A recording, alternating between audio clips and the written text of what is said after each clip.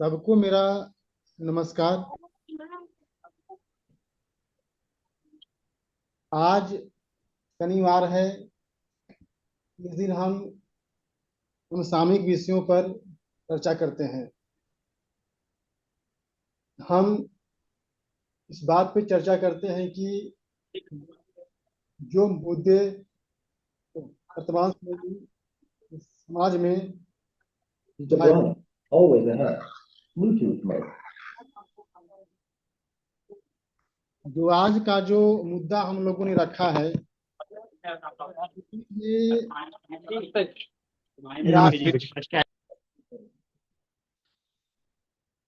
इंदौर की घटना है, जिसमें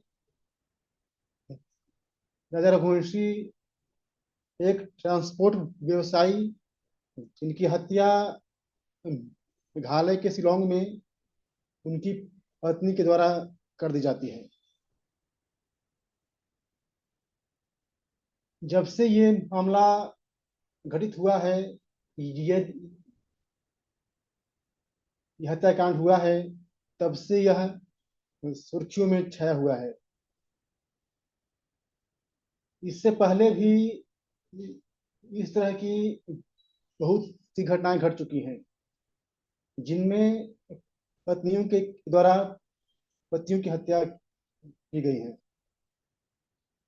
आज इस चर्चा करने का मकसद यही है कि हम जानना चाहेंगे कि ऐसी क्या परिस्थितियां आ गई, क्या ऐसा हो गया कि सीता और सावित्री के देश में सोनम घुवंशी और मुस्कान जैसी हत्यारिन पैदा हो रही है। हमने जो 4 बिंदु रखे हैं इस घटना का विवेचन करने के लिए, वो 4 बिंदु इस प्रकार से हैं। पहला है भारतीय समाज में बिखरती विवाह संस्था।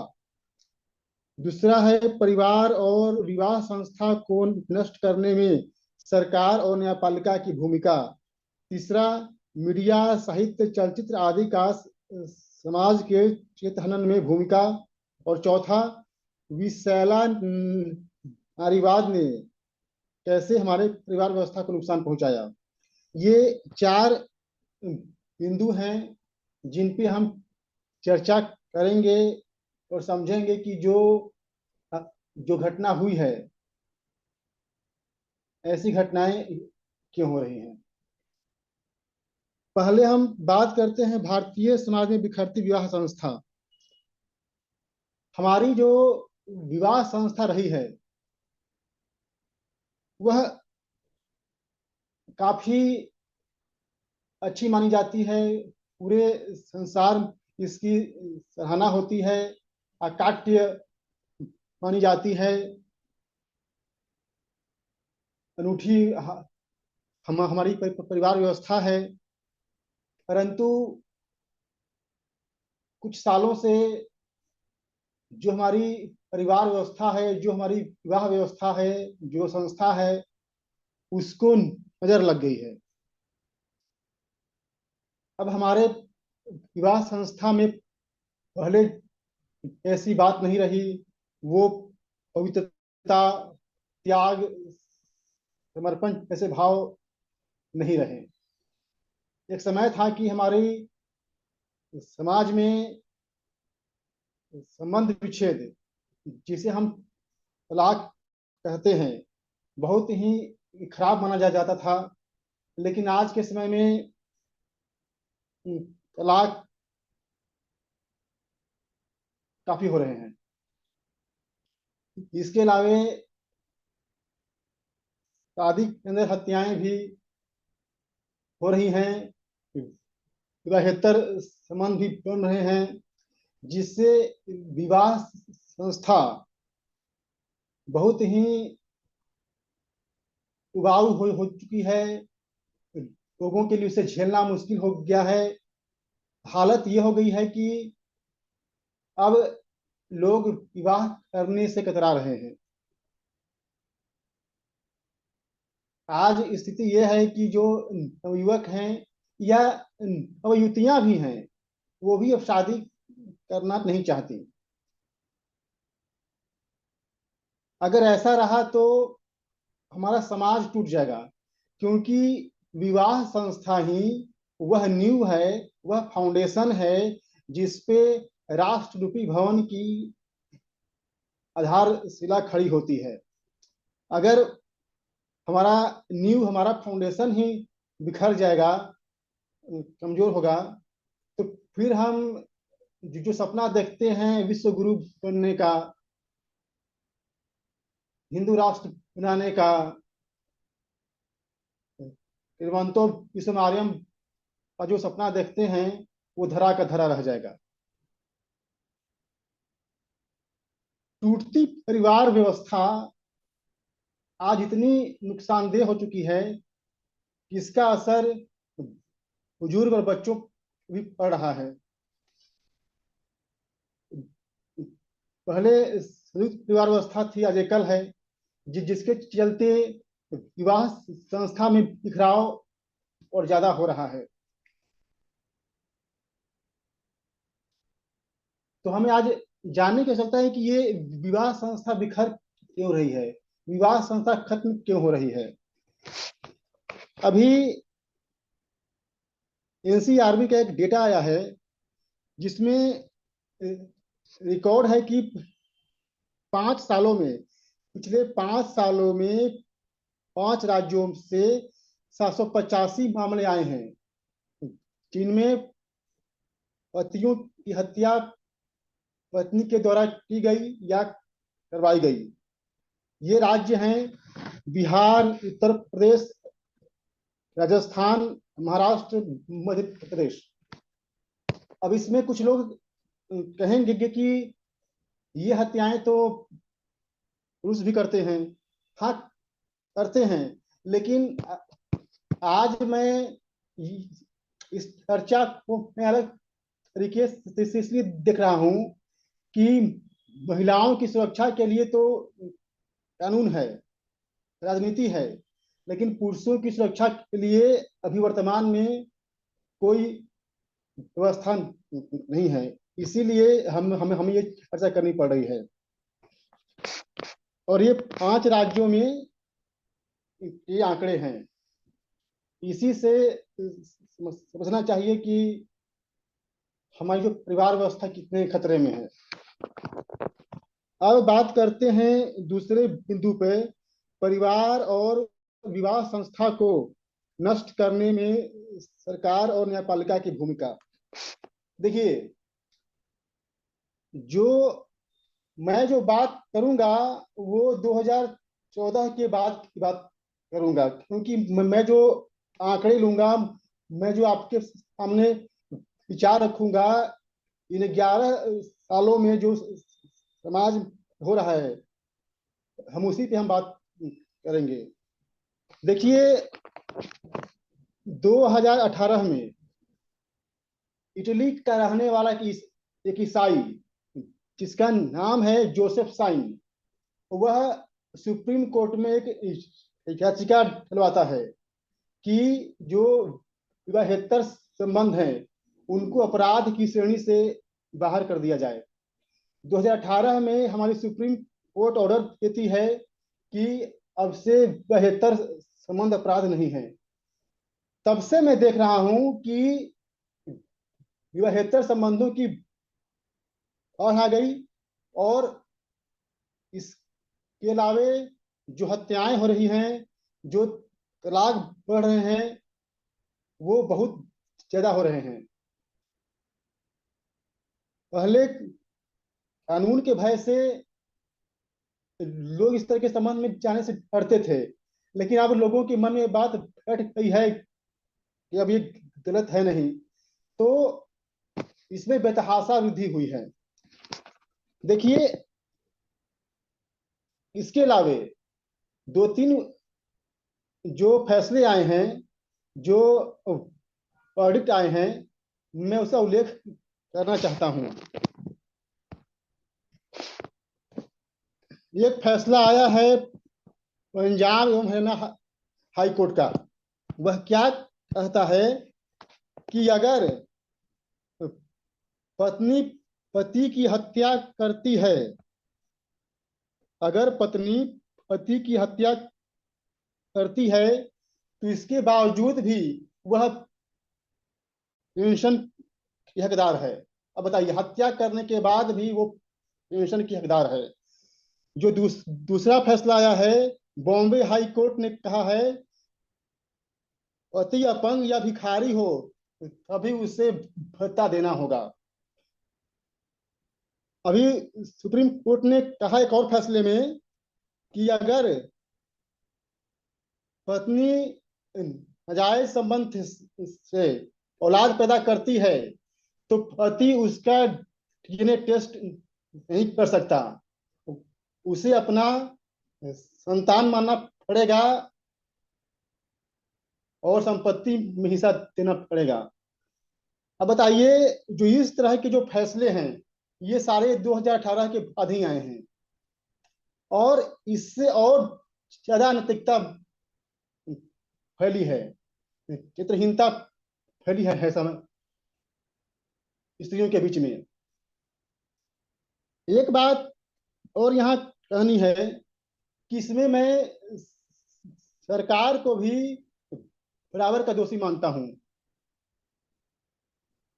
अब कुछ लोग कहेंगे कि भाई सरकार कैसे दोषी है, तो हाँ, दोषी है। जो भाजपा राष्ट्रवाद की बात करती है, संस्कृति की बात करती है, नैतिकता की बात करती है, जब ऐसे फैसले आते हैं तो चुप क्यों रहती है? वो इन फैसलों को पलटती नहीं है। अब कुछ लोग कहेंगे कि भाई वो तो कोर्ट का फैसला है, वो कैसे कर सकती है? तो भैया, हमारा सवाल ये है, जब 2018 में SC/ST एक्ट पे सुप्रीम कोर्ट का फैसला आया और इसी सरकार ने उस फैसले को पलटते हुए उसे और अधिक कठोर बनाया, तो ये बात इसमें लागू क्यों नहीं होती? इसका मतलब है कि सरकार भी इसमें बराबर की दोषी है। ये जो कोर्ट और सरकार ने पूरे समाज को इस तरह से भ्रष्ट करने का प्रयास किया है, वो अत्यंत शर्मनाक है।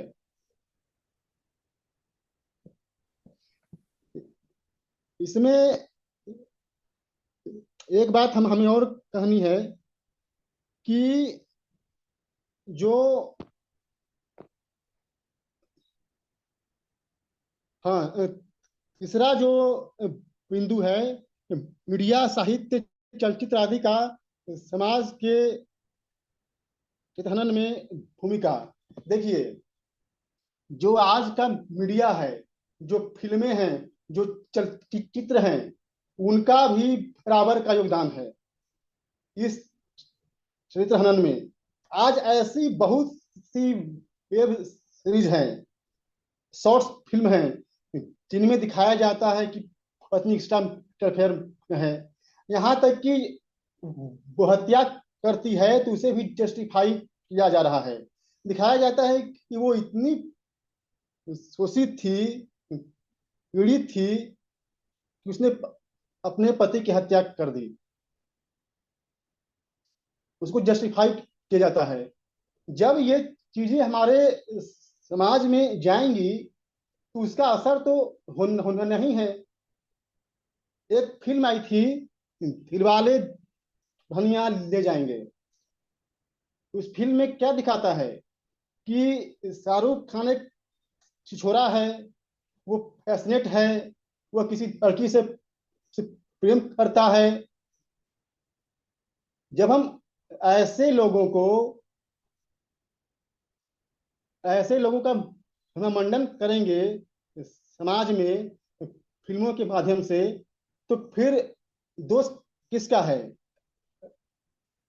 इसके अलावा दिल तो पागल है, कुछ कुछ होता है, 3 इडियट्स, जिसमें करीना कपूर शादी वक्त भाग आती है। यही देखकर तो लड़कियां भाग रही हैं।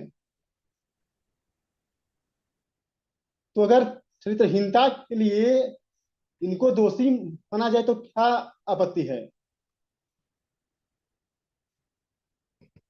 ये जो फिल्में हैं ये पिछले 100 साल से, और खासकर ये बॉलीवुड, इसने जो कल्चरल जिनोसाइड किया है भारतीय संस्कृति का, वो जबरदस्त है। लेकिन बहुत लोग कहते हैं, चर्चा हो रही थी 2 दिन पहले, तो किसी ने कहा कि फिल्में तो मनोरंजन और पैसे के लिए बनती हैं।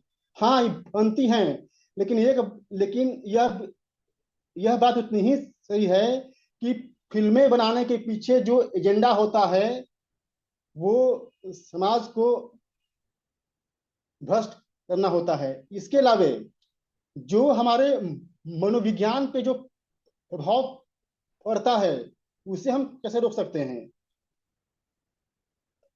अच्छी फिल्में भी बनती हैं, लेकिन जो अच्छी फिल्में बनती हैं उनको हमारा इको सिस्टम लोगों के पास आने ही नहीं देता।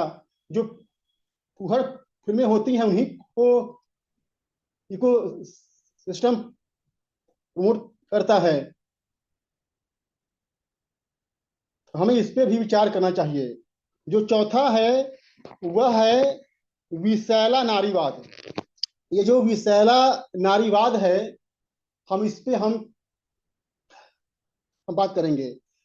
क्या हुआ, अमेरिका और जो यूएनओ है, जो इसकी संस्थाओं ने भारत में कहा कि महिलाओं को शिक्षित करो। ठीक है, उनको उनको शिक्षा दी गई। उनको फिर कहा गया कि इनको नौकरी के लिए बाहर भेजो, भेज दी गई। जो तीसरी चीज हुई, उन लोगों ने ये कहा कि भाई अब महिलाओं को ये सिखाओ, ये उनका शरीर है, उनका इन पे हक है, वो चाहे जैसे इसका इस्तेमाल करे। और यही बात, यही चीज जन सेवा साबित हो रही है। एक कथन है, my skirt is louder than your voice. ये 80 के दशक का ये नारा है। इसमें देह मुक्ति को, सेक्सुअल लिबर्टी को सब कुछ माना गया। उसी का परिणाम ये हुआ कि आज ये स्थिति है। इसमें एक बात ये हुई, जब महिलाएं बाहर गई, उनके पास पैसा आया, उनके उनके अंदर अहंकार बढ़ गया, और इसके बीच में वह लव जिहाद, त्रिकोणीय प्रेम, नशा के चक्कर में फंस गई, और फिर उनकी दुर्गति होनी हुई हुई। तो ये इस बात को हमें मानना पड़ेगा कि जो विषैला नारीवाद है इसमें इसका योगदान है।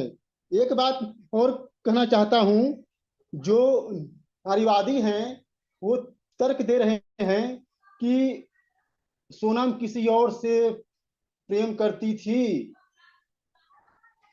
माँ बाप ने उसकी शादी किसी और से कर दी, इसीलिए उसने ये काम किया। भाई मुझे ये बताओ, जो राजा रघुवंशी था वो लड़का राज कुशवाहा से लाख दर्जे अच्छा था। रूप, रंग, शारीरिक गठन, सामाजिक प्रतिष्ठा, धन संपत्ति, हर मामले में माँ बाप जो सोचते हैं वो बच्चा के लिए अच्छा ही सोचते हैं। चलिए मान लिया इस केस में वो बात थी।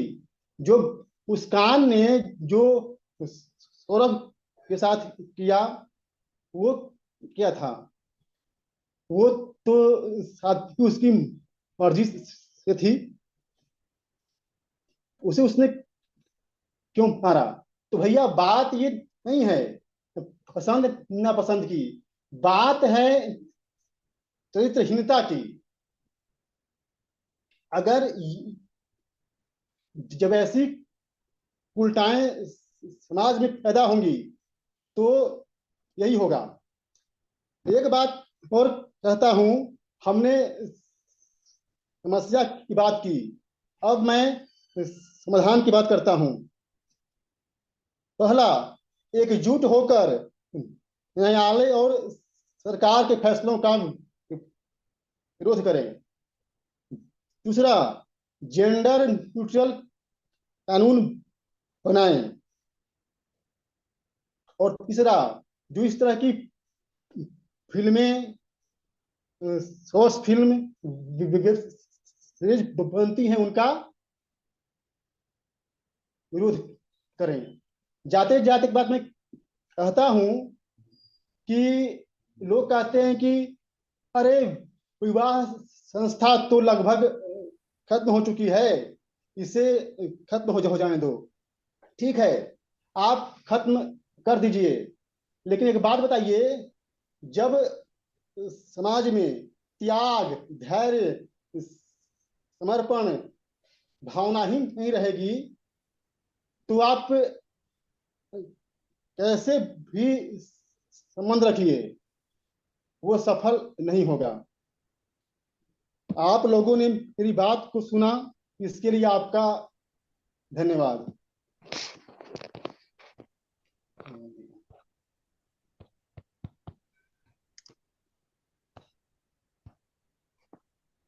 धन्यवाद विपुल जी। और भाई अपनी बात रखें।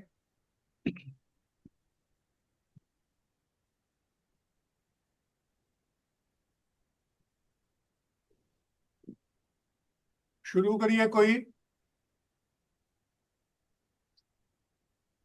जयमाला जी कुछ बोलना चाह रहे हैं क्या?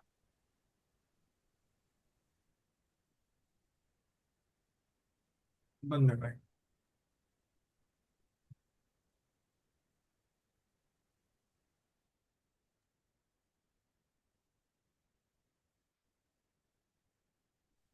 भैया जी नमस्कार। हाँ नमस्कार भाई साहब, बोलिए ना।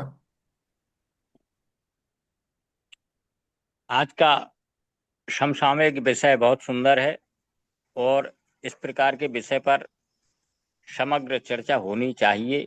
इसकी बहुत अधिक आवश्यकता महसूस की जा रही है। बात ये चारों बिंदु जो हैं वो केवल एक ही विषय वस्तु है। चारों बिंदुओं में वो विषय वस्तु है चरित्र निर्माण। चरित्र निर्माण में 3 फैक्टर काम करते हैं। 3 स्तर पर चरित्र का निर्माण किया जाता है। पहला होता है परिवार, दूसरा होता है समाज और तीसरी होती है संस्था। परिवार, संयुक्त परिवार टूटने से पारिवारिक संस्कारों में, अर्थात संस्कार का मतलब चरित्र निर्माण, उसमें कमी आई है। समाज नाम की चीज है नहीं कोई, तो वहां से तो कुछ मिलना बहुत मुश्किल का काम है, क्योंकि आज का परिवेश बहुत विषैला है। तो जितने भी हमें आधुनिक समाज से जो भी संस्कार मिलेंगे वो विषाक्त ही मिलेंगे।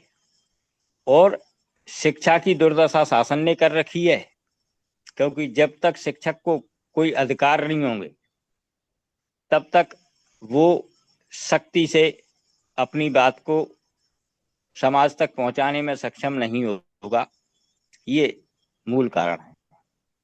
अब सर्वप्रथम आती है परिवार की बात, क्योंकि परिवार में संस्कार देने वाली प्रथम गुरु माँ होती है। माँ ही बच्चे को चलना सिखाती है। आज हमारी माँओं की मानसिक स्थिति ही विकृत हो गई है। यदि माँ सुसंस्कारी है, उसके दिमाग में जीवन के जीने की कला का अनुभव है, वो जानती है कि आगे हमारे बालक के या बालिका के लिए जीवन में कौन कौन सी चीजें अपरिहार्य हैं, तो वो उन चीजों से उसे अवगत कराएगी।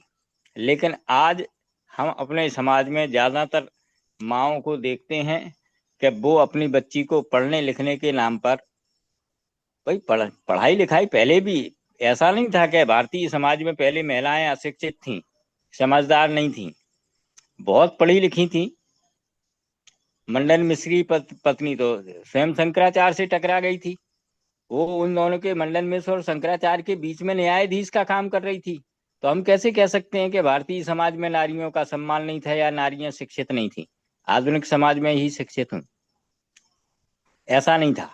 लेकिन आज की स्थिति में, हाँ, जो विपुल जी ने बात कही, अहंकार अहंकार अहंकार ही है जो अब बेटियों को के फूल की तरह पाला है। अरे फूल की तरह क्यों पाला है? जब तक आप सोने को तपाएंगे नहीं तो खरा कैसे होगा वो? आप, बच्चा हो या बच्ची हो, आप उसे घर में ही फौलाद बनाएंगे, और उसके लिए सर्वप्रथम कड़ाई से निर्णय लेने वाली माँ ही होती है। पिता की तो बारी बाद में आती है, जब वो प्रवेश से परिचित कराता है पिता। लेकिन उसको मानसिक रूप से और शारीरिक रूप से सुदृढ़ बनाने में माँ का अहम योगदान होता है, और वहीं से चरित्र की पहली सीढ़ी बालक या बालिका चढ़ती है। तो जब ये चीजें हुई, अब परिवार जब कमजोर हो गया तो विवाह संस्थाएं तो आज हैं। मैंने वातावरण में एक चीज और देखी है कि जितने भी जो जोड़े भाग करके जाते हैं या स्वच्छंद एक दूसरे का साथ निभाने के लिए तैयार होते हैं, समाज जिसे स्वीकार नहीं करता है, वो जाकर के उनको, उनका संरक्षण आर्य समाज ही करते हैं। ये मैंने सुना है, कितनी सच्चाई है मैं नहीं जानता हूं, लेकिन ऐसा मैंने सुना है। अब तो विवाह संस्था तो आज भी वैसे ही चल रही है, क्योंकि जो बच्चे परिवार के सानिध्य में पनपते हैं, बढ़ते हैं, प्रोग्रेस करते हैं, वो परिवार को मानते हैं, माता पिता की आज्ञा का पालन करते हैं। वो कितने भी प्रोग्रेसिव हों, कितने भी उच्च क्लास की एजुकेशन प्राप्त की हो, वो माता पिता की आज्ञा का पालन करते ही है। उनके स्वाभिमान का, उनके गौरव का ध्यान रखते हैं, अपने गौरवशाली अतीत के इतिहास का ध्यान रखते हैं और उस पर खरे उतरने की कोशिश करते हैं। हाँ, आज के समाज में जो साहित्य का प्रदर्शन है, अर्थात मीडिया तो चूंकि चरित्रहीन पहले से ही बिका हुआ है, ये प्रायोजित है। इसको तो एक व्यवसायक है जो प्रोपेगेंडा के तहत अपना प्रचार करवाते हैं मीडिया के थ्रू। वो मीडिया प्रचार करता है क्योंकि उन्हें पैसा कमाना होता है। आजकल निस्वार्थ सेवा तो समाज की रही नहीं, क्योंकि समाज नाम की कोई चीज नहीं है, तो सभी अर्थयोग है, अर्थ पर आधारित है। जहां से उन्हें पैसा मिलता है वो काम करते हैं। साहित्य में भी छिछोरापन आ गया है। जो आज साहित्य का क्रिएशन है वो बहुत ही निचले स्तर का है। ज्यादातर कवियों के आजकल सुनते हैं तो वो गानों की तर्ज पर अपनी कविताएं बनाते हैं। माना कुल मिलाकर के शब्दों का लयबद्ध होना, जो सुनने में अच्छा लगे, उनका क्या अर्थ है इससे ना तो कवि को कोई लेना देना है, समाज में क्या संदेश जाएगा उससे भी कोई लेना देना नहीं है, क्योंकि समीक्षक, आलोचक समाज में बहुत कम पैदा हो रहे हैं।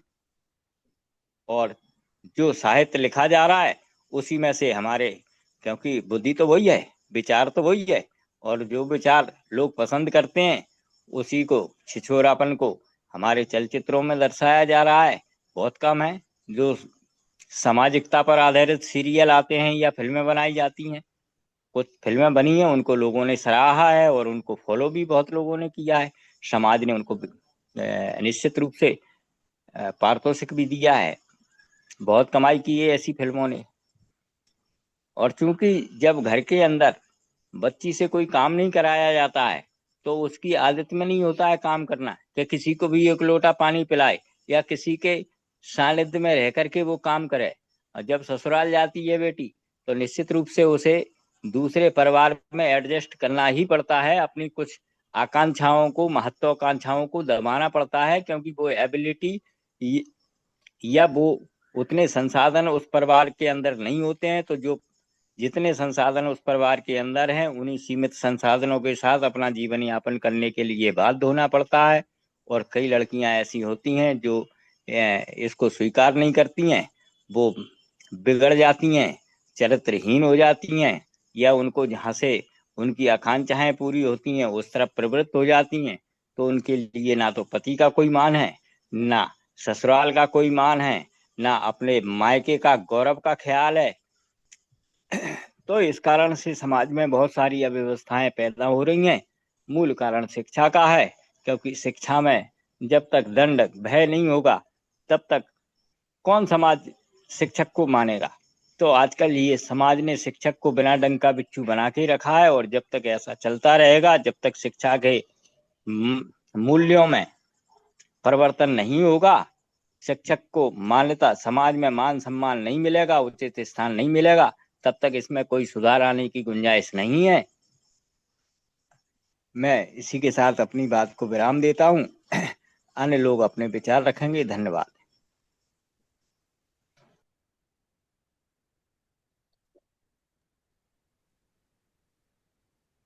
मैं इस विषय पे कुछ कहता हूं। देखिए, ये जो राजा रघुवंशी वाली घटना हुई, या इसके पहले जो ये जौनपुर वाले जो इंजीनियर साहब थे, उन्होंने सुसाइड कर लिया था, या उसके पहले जो घटनाएं हुई, इन सभी घटनाओं में कुछ एक बड़े गंभीर सवाल उठ के मेरे सामने खड़े हुए, जिनका मैं उत्तर नहीं समझ पाया। एक तो ये कि अगर परिवारों ने इनको, महिलाओं को इतनी स्वतंत्रता दी होती कि वह अपनी मन मर्जी के व्यक्ति के साथ विवाह कर सकें, तो ऐसी घटनाएं ना होती। एक बात दिमाग में ये आ रहा है कि अगर परिवार से इन्होंने, अपनी माँ से, जैसा बात आती है कि उन्होंने अपनी माँ से कहा कि मुझे इस व्यक्ति से नहीं, राज से विवाह करना है, राज कुशवाहा से। राज कुशवाहा उन्हीं के यहाँ नौकरी करता था, कहीं से कुछ ईगो टकराया होगा, मान सम्मान जैसी कोई बात टकराई होगी परिवार में माँ बाप की, और उन्होंने उसका विवाह उसके साथ नहीं किया, किसी अन्य व्यक्ति के साथ कर दिया। उसको उस व्यक्ति के साथ रहना ही नहीं था, तो छूटने का एक तरीका समझ में आया, वो है हत्या, फुर्सत पाओ। परिवार की मान मर्यादा भी बची रह जाती, कह देता कि हाँ अब तो विधवा हो गया, कहाँ विवाह होगी, तो फिर उसी लड़के से फिर विवाह हो जाता। ये तो मामला खुल के सामने आ गया। बहुत सारी चीजें उसमें ऐसी हो गई कि वो नियंत्रण में नहीं हो पाया और बात सामने आ गई। तो क्या ये माना जाए कि परिवार व्यवस्था में महिलाओं को स्वतंत्रता नहीं है? अगर हम ये कहें कि महिला सशक्त हैं इसलिए यह सब कर रही हैं, तो अगर सशक्त थी तो अपने मन के, अपने जिसके साथ विवाह करना चाहती है उसके साथ विवाह तो कर सकती, लेकिन सशक्त है नहीं, तभी तो नहीं कर पाई। और उसका एक गलत तरीका या एक दूसरा तरीका उन्होंने सोचा कि चलो ठीक है, इस तरीके से कर लेंगे। इंजीनियर साहब का मामला तो खैर समझ में आता है कि उसमें पूरा का पूरा मायका मिल गया, एलिमनी मनी के चक्कर में, वो तो खैर पूरी तरह से ये मानना पड़ेगा कि जो, जैसा विपुल जी भाई साहब ने बहुत विस्तार से कहा, बहुत विस्तार से बताया कि हमारी न्यायपालिका ने उन चीजों को बिगाड़ा हुआ है। तो एलिमनी को लेकर के और 498 वाले जो मामले हैं, या फिर ये कह लीजिए कि दहेज हत्या का हो गया, या फिर और भी इस तरह से मामले जो हैं, वो तो खैर बिगाड़ा हमारी न्यायपालिका ने है। लेकिन ये क्या है कि एक परिवार अपने ही परिवार की बेटी को स्वतंत्रता देने के लिए नहीं तैयार है, जबरदस्ती उसका विवाह कर देती है। अभी परसों नरसों की ही घटना है, समस्तीपुर के पास दरभंगा में एक जगह है जहां ब्याह होता है, लड़की घर से विदा होती है, और घर से थोड़ी दूर चलने के बाद गाड़ी रुकवाती है, उतरती है, और प्रेमी के साथ अपने मोटरसाइकिल पर बैठ के निकल जाती है, और कहती है कि यह विवाह मैंने घर से निकलने के लिए किया। तो घर, इसका मतलब उसके लिए जेल खाना था। क्या परिवारों का मतलब जेल खाना भर रह गया है? अगर हम फिल्मों की बात करें, जैसा विपुल जी भाई साहब ने भी कहा और थोड़ा बहुत माता प्रसाद कौर जी ने भी चर्चा की, वास्तव में फिल्मों को अगर आप कुछ दिन पीछे जाकर देखिए तो अमरीश पुरी, शक्ति कपूर, रजा मुराद, इन सब लोगों ने जो फिल्मों में महिलाओं के साथ किया, जैसा पर्दे पर दिखाया, आज वह सब पर्दे पर कहीं नहीं दिखती हैं। और जो देख करके, वो फिल्में देख करके आज जो आई हैं, कम से कम नाती पोते वाली हो गई हैं, नहीं तो कम से कम एक दो बहू के तो उनके घर में आ ही गई हैं। वो महिलाएं ऐसा नहीं कर रही हैं। तो क्या हम मान लें कि जैसा बलात्कार के सीन उस समय और महिलाओं के उत्पीड़न के सीन पुराने जमाने में, उस जमाने में 90 के दशक में जो दिखाए जाते थे फिल्मों में, उससे इनको डर का माहौल बना और घर में डर के ठीक से रही और पुरुष की महत्ता को उन्होंने स्वीकार किया, अब दिखाना बंद हो गया है।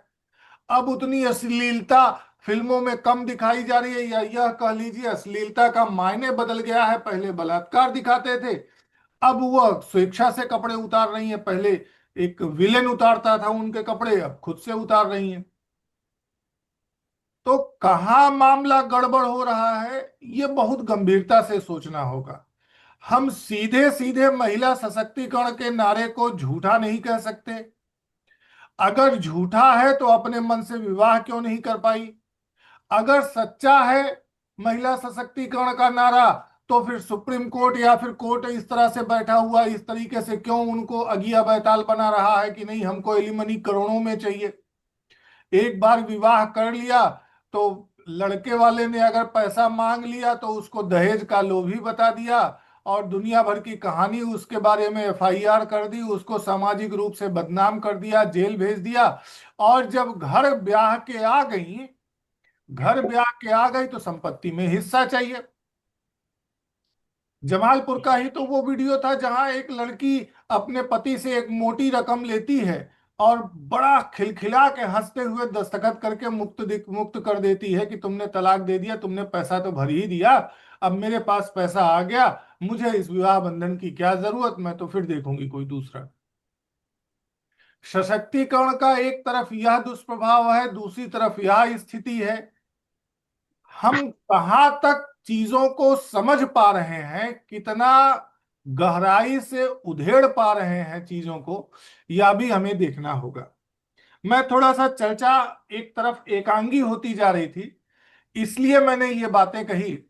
आप लोग अपनी चर्चा शुरू करिए, फिर बीच में कोई ऐसी बात आएगी तो मैं कहूंगा। किसी और भाई को कोई बात कहनी है तो बिल्कुल कहें। ज्ञानेंद्र जी, मैं कहता हूँ, देखिए ये सारा मामला ही महिला सशक्तिकरण, न्यायपालिका की सक्रियता, कुछ संसदीय व्यवस्था को थोड़ा बहुत जिम्मेदार कह सकते हैं। मूलतः ये शुरू से ही रहा है, कोई अब की स्थिति नहीं है। और इसमें सामाजिक व्यवस्था भी जिम्मेदार है। केवल महिलाओं को दोषी ठहरा देना या पुरुषों को दोषी ठहरा देना, ये संपूर्ण समाज में एक कुछ महिलाएं न तो संपूर्ण समाज हो सकती हैं, न कुछ पुरुष संपूर्ण समाज हो सकते हैं। कुछ महिलाएं भी गलत हैं, कुछ पुरुष भी गलत हैं, और वो हमेशा से रहा है, आप उसे पूरी तरह से ठीक नहीं कर सकते। मुझे एक घटना ध्यान आती है, 2010 की, जब हम लोग क्लास में बैठे हुए थे, तीन चार लड़के थे और हमारी ही क्लासमेट्स थी, तीन चार लड़कियां थी। तो उसमें से एक लड़की ने दूसरी लड़की को कहा कि ये लड़के तो कुत्ते की तरह होते हैं सब। तो दूसरी लड़की ने उसे पलट करके जवाब दिया कि इसका मतलब तेरे जो पिताजी हैं, तेरे घर में भाई हैं, वो सब कुत्ते हुए। तो मुझे जो ध्यान आता है कि ये एक तरह से महिलाओं को पुरुषों के विरुद्ध जो भड़काने का जो काम है, कि ये तुम्हारा जो है शत्रु है, जबकि वास्तव में वो था तो सहभागी मान करके चलिए। जो 1000 वर्षों की जो कथा सुनाई गई कि 1000 वर्षों से शोषण होता रहा, आपको ये भी विचार करना पड़ेगा कि 1000 वर्षों से वो आक्रमणकारियों और आक्रांताओं से आपकी रक्षा भी करता रहा, अपना सर भी कटाता रहा, बलिदान भी करता रहा। जब वो मर गया, उसके बाद ही जौहर की स्थिति आई। तो वहां पर वो ऐसा नहीं है कि हर जगह शोषक ही दिखाई देता है। वर्तमान व्यवस्था में पूरी तरह से दिखा दिया गया है कि पुरुष जो है वह शोषक ही होता है। जबकि अगर पुरुष शोषक होता तो महिलाएं जो है विवाह क्यों करती पुरुष से? भला कौन शोषक के पास जाना चाहेगा? कौन शोषित ऐसा है जो शोषक के साथ रहना पसंद करेगा? और यदि ये कहे नहीं, काम वासना केवल पुरुष की ही आवश्यकता है, तो क्या स्त्रियों की आवश्यकता नहीं है, या फिर बिना आवश्यकता के विवाह होता है? तो वहां पर देखें तो दोनों की आवश्यकता है और दोनों अपनी आवश्यकता से जुड़ते हैं। अगर सभी महिलाएं ही ऐसी हो जाती या सभी पुरुष ही ऐसे हो जाते, तो हजारों सालों तक हमारी विवाह विवाह व्यवस्था चलती ही कैसे? सामाजिक व्यवस्था चल ही नहीं पाती। इसका ये अर्थ है कि इसमें व्यवस्था का बहुत अधिक प्रभाव है। जब तक व्यवस्था ठीक थी तब तक परिवार नहीं टूट रहे थे। तो यहाँ व्यवस्था दोषी दिखाई देती है, महिला या पुरुष का बहुत अधिक दोष दिखाई नहीं देता है। एक जो कानून बना है कि जो विपुल जी ने भी कहा कि विवाहोत्तर संबंध बनाने के लिए जो है अनुमति है। मुझे तो लगता है कि विवाहोत्तर संबंध अगर बन भी जाते हैं तो ये कोई अपराध तो नहीं है। इसे आप प्रतिबंधित कैसे करेंगे? हाँ, अनैतिक और असामाजिक कार्य तो आप कह सकते हैं, लेकिन अगर कोई व्यक्ति आपस में सहमति से विवाह करते हैं और किसी कहीं बाहर संबंध हो जाते हैं, तो कॉन्ट्रैक्ट ब्रीचिंग का मामला हो जाता है। या फिर आप एक काम कर सकते हैं, आप डाइवोर्स लीजिए और डाइवोर्स लेकर के आप किसी और के साथ रह सकते हैं। वहां तो आपकी स्वतंत्रता बाधित नहीं होगी। लेकिन कानून क्या बना है कि महिला और पुरुष अगर विवाह कर लें और विवाहित महिला किसी के साथ संबंध बना ले तो वह अपराध की श्रेणी में नहीं आता है। पुरुष अगर जो है विवाहित पुरुष संबंध बना ले तो वह अपराध की श्रेणी में आता है।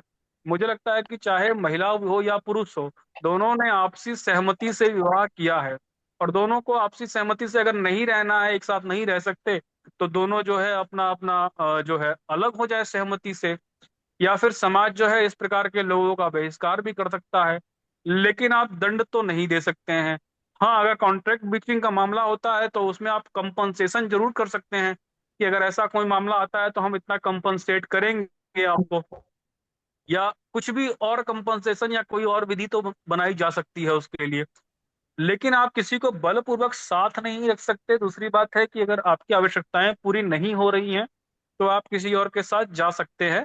बेहतर ये होगा कि जो अभी हमारी जो हिंदू जो विवाह पद्धति है उसमें अगर आप पहले से विवाहित है तो आपको दूसरा विवाह करने की अनुमति नहीं है। मुझे लगता है कि इसकी क्या आवश्यकता है। अगर पति पत्नी सहमत हो जाते हैं, पत्नी सहमति दे देती है कि नहीं आप मेरे रहते हुए भी दूसरा विवाह कर सकते हैं, कर लीजिए। या फिर अगर पुरुष जो है वो पत्नी को सहमति दे देता है कि नहीं ठीक है, मैं भी आपके साथ रहने के लिए तैयार हूँ, कोई और भी रहता है मुझे आपत्ति नहीं है, दोनों आपस में साथ रह ले। अब आप कहेंगे कि ये बड़ा विचित्र बात है, अनैतिक बात है, आर्य समाज के लोग तो बड़ा विरोध करेंगे इसका। जो साधु संत सन्यासी हैं, हिंदू संगठन है, संस्थाएं हैं, वह सब तो विरोध करेंगे कि हमारे भारतीय संस्कृति पर हमला हो गया। तो संस्कृति बचाना सरकार का, न्यायपालिका का काम थोड़ी है। संस्कृति बचाने का काम समाज का होता है। राज्य समाज का रक्षक है, संस्कृति का रक्षक नहीं है। संस्कृति का रक्षक समाज है। तो संस्कृति की रक्षा समाज को करनी चाहिए और समाज की रक्षा राज्य को करनी चाहिए। हम कह रहे हैं कि राज्य जो है वो संस्कृति की रक्षा करे। भला राज्य कब से संस्कृति की रक्षा करने लग गया? हम संस्कृति और सभ्यता नहीं दे पा रहे हैं, चरित्र निर्माण नहीं कर पा रहे हैं, तो उस चरित्र निर्माण का जो दोष है वो हम राज्य पर मढ़ देंगे। हाँ, चरित्र पतन में जरूर राज्य की भूमिका है। और उसमें भी मूल बात यह है कि जो राज्य है सारे अधिकार उसी के पास हैं। अगर परिवारों के पास अधिकार होते तो चरित्र पतन नहीं होता।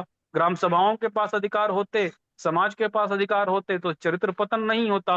व्यक्ति की स्वच्छंदता पर नियंत्रण रहता। लेकिन हम राज्य से अपेक्षा कर रहे हैं कि राज्य व्यक्ति को स्वच्छंद होने से रोके, जबकि राज्य केवल अपराधियों पर नियंत्रण रखेगा। राज्य जो है वह स्वतंत्रता को बनाए रखना उसका काम है, वह व्यक्ति की स्वतंत्रता को बनाए रखेगा। स्वच्छंदता को रोकना, असामाजिक अनैतिक कार्य को रोकना, यह तो पूरी तरह से जो है समाज का काम है। हाँ, इसमें जो कानून है जो विशेष अधिकार दिए हैं, जो 498A की बात करी है ज्ञानेंद्र जी ने, उसके अलावा जब हम आर्टिकल 14 और आर्टिकल 16 को देखते हैं तो वो संवैधानिक समानता के बाद जो है वो पूरी तरह से दोबारा से विशेष अधिकार दे देता है। मैंने पहले भी कई बार कहा है, जहां विशेष अधिकार होते हैं वहां दुरुपयोग होता ही होता है। SC ST एक्ट के अधिकांशतः मामले 90% से ऊपर मामले झूठे होते हैं क्योंकि विशेष अधिकार है। 498 में अधिकांशतः मामले झूठे होते हैं क्योंकि उसमें भी विशेष अधिकार है। भला ये विशेष अधिकार देने की आवश्यकता क्या है? और जो एक बात ज्ञानेंद्र जी ने भी कही कि महिलाएं क्या अपनी जो है अपनी स्वतंत्रता से वह विवाह नहीं कर सकती थी। मुझे तो लगता है कानूनी रूप से और संवैधानिक रूप से पूरी मान्यता है। भाई, राजा रघुवंशी को मारना कोई विकल्प थोड़ी था। मारना था अगर तो अपने पिता को मार देती, अपने माँ बाप को मार देती। और मारने की भी क्या आवश्यकता थी? आपके पास संवैधानिक और कानूनी तरीका तो था ही। अगर आपको लगता है कि नहीं, अगर माता पिता नहीं मान रहे हैं फिर भी आपको रहना है बलपूर्वक, तो आप अलग हो जाते। और हम जो व्यवस्था कहते हैं कि प्रत्येक व्यक्ति को संपत्ति परिवार में मिलती है, तो अगर ऐसी व्यवस्था होती तब तो लड़की के लिए और अच्छा है, संपत्ति से हिस्सा लेकर के निकल जाती और दूसरे परिवार में जुड़ जाए, वो जुड़ जाए। अब जो विपुल जी ने एक बात कही कि माता पिता अच्छा ही सोचते हैं, मैं समझता हूँ ये बात ठीक है, अच्छा सोचते हैं। लेकिन अगर कोई मानने के लिए तैयार नहीं है तो वहां ज्यादा बल प्रयोग मत करिए, वहां दबाइए नहीं। कोई अगर स्त्री स्त्री ये कहे कि मुझे भिखारी के साथ रहना है तो आप उसे जाने दीजिए, आप वहां पर बल प्रयोग मत करिए, क्योंकि आप ज्यादा दबाएंगे तो उसका परिणाम यही निकलेगा। तो उसका निर्णय है, एक समय के बाद निर्णय लेने की स्वतंत्रता होती है। हाँ, आप इस प्रकार के संबंधों को निरुत्साहित करिए। प्रेम संबंधों को निरुत्साहित करने की आवश्यकता है और उसके लिए समाज में बहिष्कार की आवश्यकता है। लेकिन आप इस प्रकार के अनैतिक संबंधों को रोकेंगे कैसे? भूख तो आपको 15 16 17 वर्ष की उम्र में लग जा रही है और 20 22 25 30 वर्ष की उम्र आपकी निकल जा रही है, और उस समय तक आपकी भूख की आपूर्ति नहीं होती है। आपूर्ति नहीं होगी तो कहीं ना कहीं तो अनैतिक संबंध बनेंगे ही।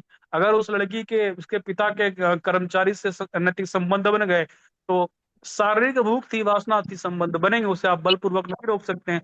हाँ, आप बहुत फोर्स मत करिए कि अगर इस प्रकार के संबंध हो रहे हैं तो उसमें मर्डर की स्थिति आ जाए। और अगर मर्डर करने की स्थिति आ ही गई तो फिर ये क्यों कहा जा रहा है कि राजा रघुवंशी का मर्डर कर दिया? भाई, उसका क्या दोष है? फिर अपने माँ बाप का करती, किसी का भी करते। लेकिन हम लोग किसी भी तरह के अपराध को समर्थन नहीं दे सकते। हम लोग ये कह सकते हैं कि संवैधानिक विकल्प था, न्यायिक विकल्प था, कानूनी विकल्प था, उसका सहारा लेना चाहिए था। बगावत करनी चाहिए थी तो दूसरे के परिवार के विरुद्ध न करके अपने परिवार के विरुद्ध करनी चाहिए थी। तो ये पूरी तरह से यहाँ मामला जो है वो दिखाई देता है कि समाज की व्यवस्था भी दोषी है। माता पिता भी अनुमति दे देते अगर ज्यादा लड़की कर रही थी। लड़की का तो पूरा दोष है ही, उसने जो है गलत रास्ता अपनाया, संवैधानिक रास्ता अपनाना चाहिए था। और बाकी हमारी जो न्याय व्यवस्था है, कानून प्रणाली है, जिस प्रकार से वह परिवार को समाज में हस्तक्षेप कर रही है, वह चरित्र पतन का कारण बन रहा है, वह भी दोषी है। पर चाहे विवाहोत्तर संबंध हो, मुझे लगता है कि आप बहिष्कृत ही कर सकते हैं। जो एक बात जो विपुल जी ने कही भाजपा के संबंध में, मुझे लगता है इससे भाजपा का और किसी चीज का लेना देना नहीं है पार्टियों का। अब जो है न्यायपालिका पिछले 8 10 10 वर्षों जो दिख रहा है, वो पिछले 10 वर्षों से न्यायपालिका मौलिक अधिकारों की बड़ा चिंता कर रही है। कई ऐसे निर्णय आते हैं जहां मौलिक अधिकार से संबंधित नहीं होते हैं, वहां तो संसद को अधिकार है कि वह निर्णय ले सकती है। लेकिन जहां मौलिक अधिकारों के संबंध में बात आती है, वहां पर जो है न्यायपालिका ही सर्वोच्च हो जाती है। और अभी हमने देखा उन्होंने 142A का जिस तरह से दुरुपयोग किया है कि न्याय के संबंध में। तो ऐसी स्थिति मुझे लगता है कुछ ना कुछ हमारी सामाजिक विकृति भी है, संवैधानिक न्याय की विकृति भी है, कानूनी विकृति भी है। और उसका समाधान अभी वर्तमान में इतना था कि आप अपना संवैधानिक रूप से, कानूनी रूप से विवाह कर लेते, मर्डर की कोई आवश्यकता नहीं थी। ये सारी की सारी बात सामाजिक प्रतिष्ठा को लेकर हो गई। और उस लड़की की जो मानसिकता थी वो आपराधिक प्रवृत्ति की थी, और आपराधिक प्रवृत्ति भी जो बनी है वो टीवी से, टेलीविजन से अपने आसपास के माहौल से, इन्हीं चीजों से बन रही है। तो जी धन्यवाद, बाकी के जो साथी हो अपनी बात रख सकते हैं। और बताइए। जी सात आचार्य सात जी बताइए। मिनट में आचार्य जी 7 मिनट में अपनी बात रखिएगा, क्योंकि आज कुछ ज्यादा लोग हैं जी और जी विषय की कई लोग बोल सकते हैं इस विषय पर। जी। नमस्ते बाबा, सभी साथियों को नमस्कार। देखिए, जहां मूल समस्याएं हैं उन मूल समस्याओं में हम नहीं जा पा रहे हैं। जैसे राज्य के लिए हमने दोषी ठहराया, तो ये जो मर्डर हुए हैं अभी, जितने भी 5-6 घटनाएं आई हैं, उसमें एक चीज का तो जो इंजीनियर की घटना थी उसमें से दिखाई देता था, न्यायपालिका का दोष खुला। जो अभी रघुवंशी के साथ घटना है, ना इसमें कोई राज्य का दोष दिखाई देता है, और जो पहले वाली घटना थी ना उसमें कोई राज्य का दोष दिखाई देता है। दूसरी बात ये, एक तरफ हम राज्य से ये भी चाहते हैं कि हमें खुला हुआ पूरा समर्थन मिले, तीसरा ये भी चाहते हैं कि वो समाज व्यवस्था में हस्तक्षेप ना करे, ये भी चाहते हैं हम कि हमारी परिवार व्यवस्था जो बनी हुई है उसमें कहीं ना कहीं माता पिता या समाज व्यवस्था दोषी है, और फिर भी राज्य कोई उसका निस्तारण ना करे। एक बड़ा सीधा सा फंडामेंटल राइट होता है कि कोई व्यक्ति जब अपने पद का इस्तेमाल नहीं करता है ठीक से, तो उसकी कोई ना कोई नियुक्ति की जाती है, दूसरे की आशा की जाती है। क्या समाज व्यवस्था, परिवार व्यवस्था इन चीजों को संभालने के लिए तैयार है? क्या राज्य ने बेड़ियां डाल दी हैं या आपको रोक रहा है? दूसरी चीज ये आती है यहां पर निकल करके, इन कई केसों में देखा जाए तो महत्वाकांक्षा यहां पर दिखाई देती है। मैं एक बात जरूर कहूंगा, और मेरा अनुभव रहा है और इस चीज पर अध्ययन भी किया है, चाहे वो आध्यात्मिक स्तर से हो, धार्मिक पुस्तकों का हो, या सामाजिक पुस्तकों का, या साइकोलॉजी मनोविज्ञान स्तर पर हो। स्त्री के अंदर 3-4 जो खूबियां हैं वो बहुत बेटर होती हैं।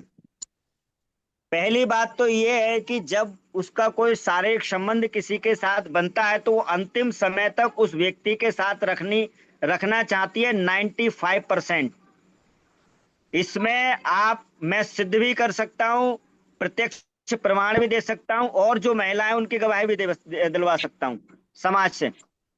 95% महिलाएं जिससे भी उसका शारीरिक संबंध बनता है अंतिम समय तक वो उसके साथ ही रहना चाहती हैं। 5% ऐसी होती हैं जो अनैतिक होती हैं या फिर चरित्रहीन होती हैं, कुछ है वो पुरुषों में भी होते हैं। मैं जहां तक कहूं, मेरा अपना अनुभव है, प्रत्येक स्त्री को बिगाड़ने के पीछे किसी न किसी पुरुष का हाथ खड़ा हुआ है। और कोई भी, आप रघुवंशी के केस में देख लीजिए, कौन व्यक्ति था उसके पीछे खड़े हुए? 4 लड़के थे। यदि वो 4 पुरुष मना कर देते इस चीज के लिए कि मैं आपका इस तरह का सहयोग नहीं करूंगा, तो वहां पर जो है वो ये घटना क्या वो लड़की कर पाती? अकेले के दम पर कहीं ना कहीं पुरुष का उसको सहयोग मिला। दूसरी बात ये आती है कि जब उसने ये बात कही थी, मैंने ये कल भी प्रश्न रखा था और इसी पर आप ये चर्चा कर रहे हैं, परसों शायद रखा था, कि जब उस लड़की ने कहा था कि आप मेरा विवाह तो कर रहे हो लेकिन इसका अंजाम अच्छा नहीं होगा, तब उन माता पिता की प्रतिष्ठा दांव पर थी, समाज की प्रतिष्ठा दांव पर थी, या फिर यहाँ पर राज्य की प्रतिष्ठा दांव पर थी, जिसको हम राज कानून मतलब बोलते रहते हैं, या फिर किसकी यहाँ पर व्यवस्था कहना चाहिए दांव पर थी? जब उसको आपने पूरी पढ़ने की स्वतंत्रता दी, नौकरी की जो बात बोल चुके हैं, तब विवाह की स्वतंत्रता क्यों नहीं आई? तीसरी बात, यहाँ पर एक प्रश्न उठता है, हाँ व्यक्ति का आकलन होता है, आकलन का मतलब होता है उसका बौद्धिक स्तर होता है, उस स्तर से कोई काम जो करता है, अपराध करता है, उसमें बचना भी चाहता है जहां तक उसकी बुद्धि जा पाती है।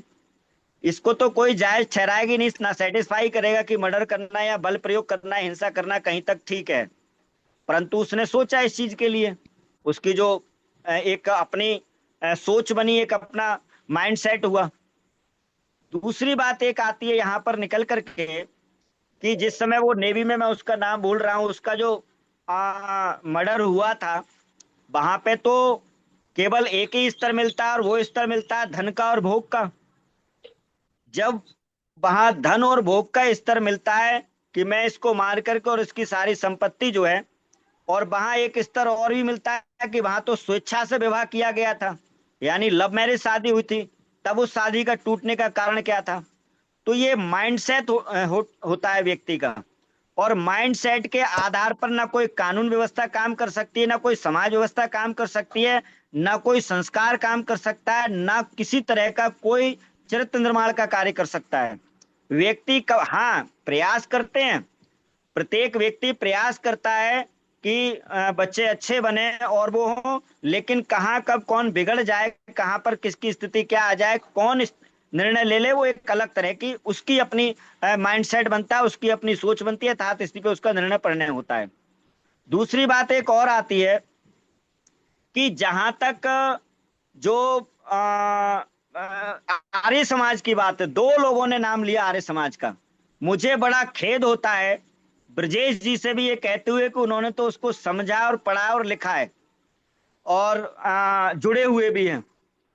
आर्य समाज तो बड़ी स्वतंत्रता देता है खुल करके, और मैं नहीं समझता कि वैदिक व्यवस्था से अच्छी कोई व्यवस्था, चाहे वो प्राचीन काल में हो, चाहे वो इस समय हो, चाहे वर्तमान में मॉडर्न हो, कोई बना सकता है या बन सकती है। कोई व्यवस्था ऐसी है ही नहीं और ना ही बना सकते।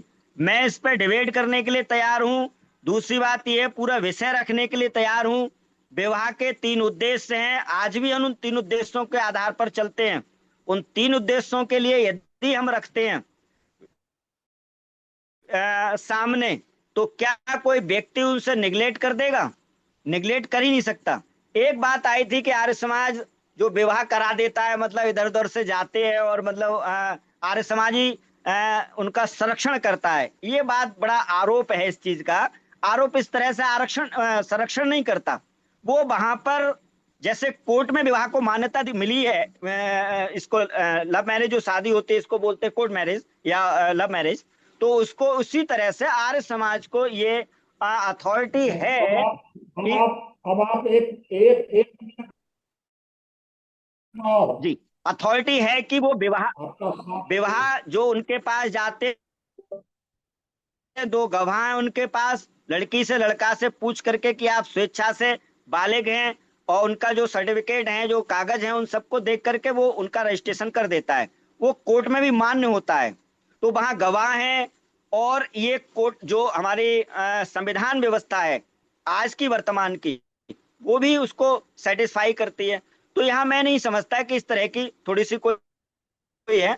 हाँ, जहां संपत्ति की, बस एक बात कहकर के विराम दे रहा हूं, जहां संपत्ति की बात है, ये ठीक बात है कि जो आज का मॉडर्न युग है या जो भोग विलासता का युग है, अर्थ युग है, महिलाएं भी और पुरुष उसकी ओर जा रहे हैं, और कहीं ना कहीं जो स्वतंत्रता है उसका स्वच्छंदता में जो है स्वरूप मिलता है, दिखाई देता है।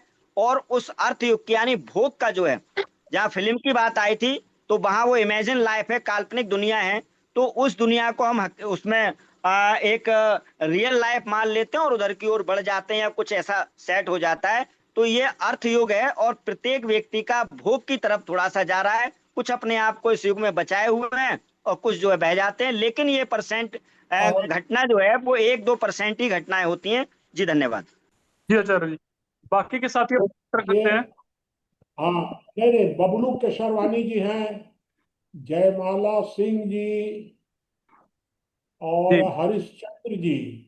हरिश्चंद्र जी बाबा लगातार जुड़ते थे, बहुत दिन बाद फिर जुड़े हैं, बीच में कई दिन नहीं हाँ, जुड़े। तो अगर ये लोग, अगर बबलू जी भी हैं, अब बाबा एक बात मैं 1 सेकंड ही कह रहा हूँ। प्रणाम मुनि जी, मैं सुन रहा हूँ। हरीश हाँ हरिश्चंद्र जी ज्ञान बताइए केंद्र चलाते हैं ठीक बात। क्या। हाँ, नमो ये नमो। आदरणीय हमारे हरिश्चंद्र जी जुड़े हुए हैं। वो अयोध्या मतलब अंबेडकर जिला से हैं, और आदरणीय हमारे जो भाई है ज्ञानेंद्र आर्य जी, इनके बड़े नजदीक है, मतलब उसी जिला से पास हैं, और ज्ञान केंद्र चलाते हैं। बहुत अच्छा। हाँ, बहुत अच्छा है। तो हाँ, तो बबलू जी बताइए कुछ अगर बोलना हो इस विषय पर तो। बाबा बबलू भैया, मुनि जी सुन रहा हूँ मुनि जी। अच्छा, मंगला प्रसाद जी कुछ कहना चाह रहे हैं। बताइए आप। कौन। मंगला प्रसाद जी। नहीं, हाँ, उनको नमो नमो। चाहिए, उनको रुकिए ना, मंगला प्रसाद जी को भी। जी बाबा। नमो। कुछ हरिश्चंद्र जी अगर कुछ कहना चाहें, या हाँ, महिलाओं में से कोई, हम कुछ बोले। 1 मिनट में साधना जी या और कोई। ठीक है सर, नमो नमः, धन्यवाद।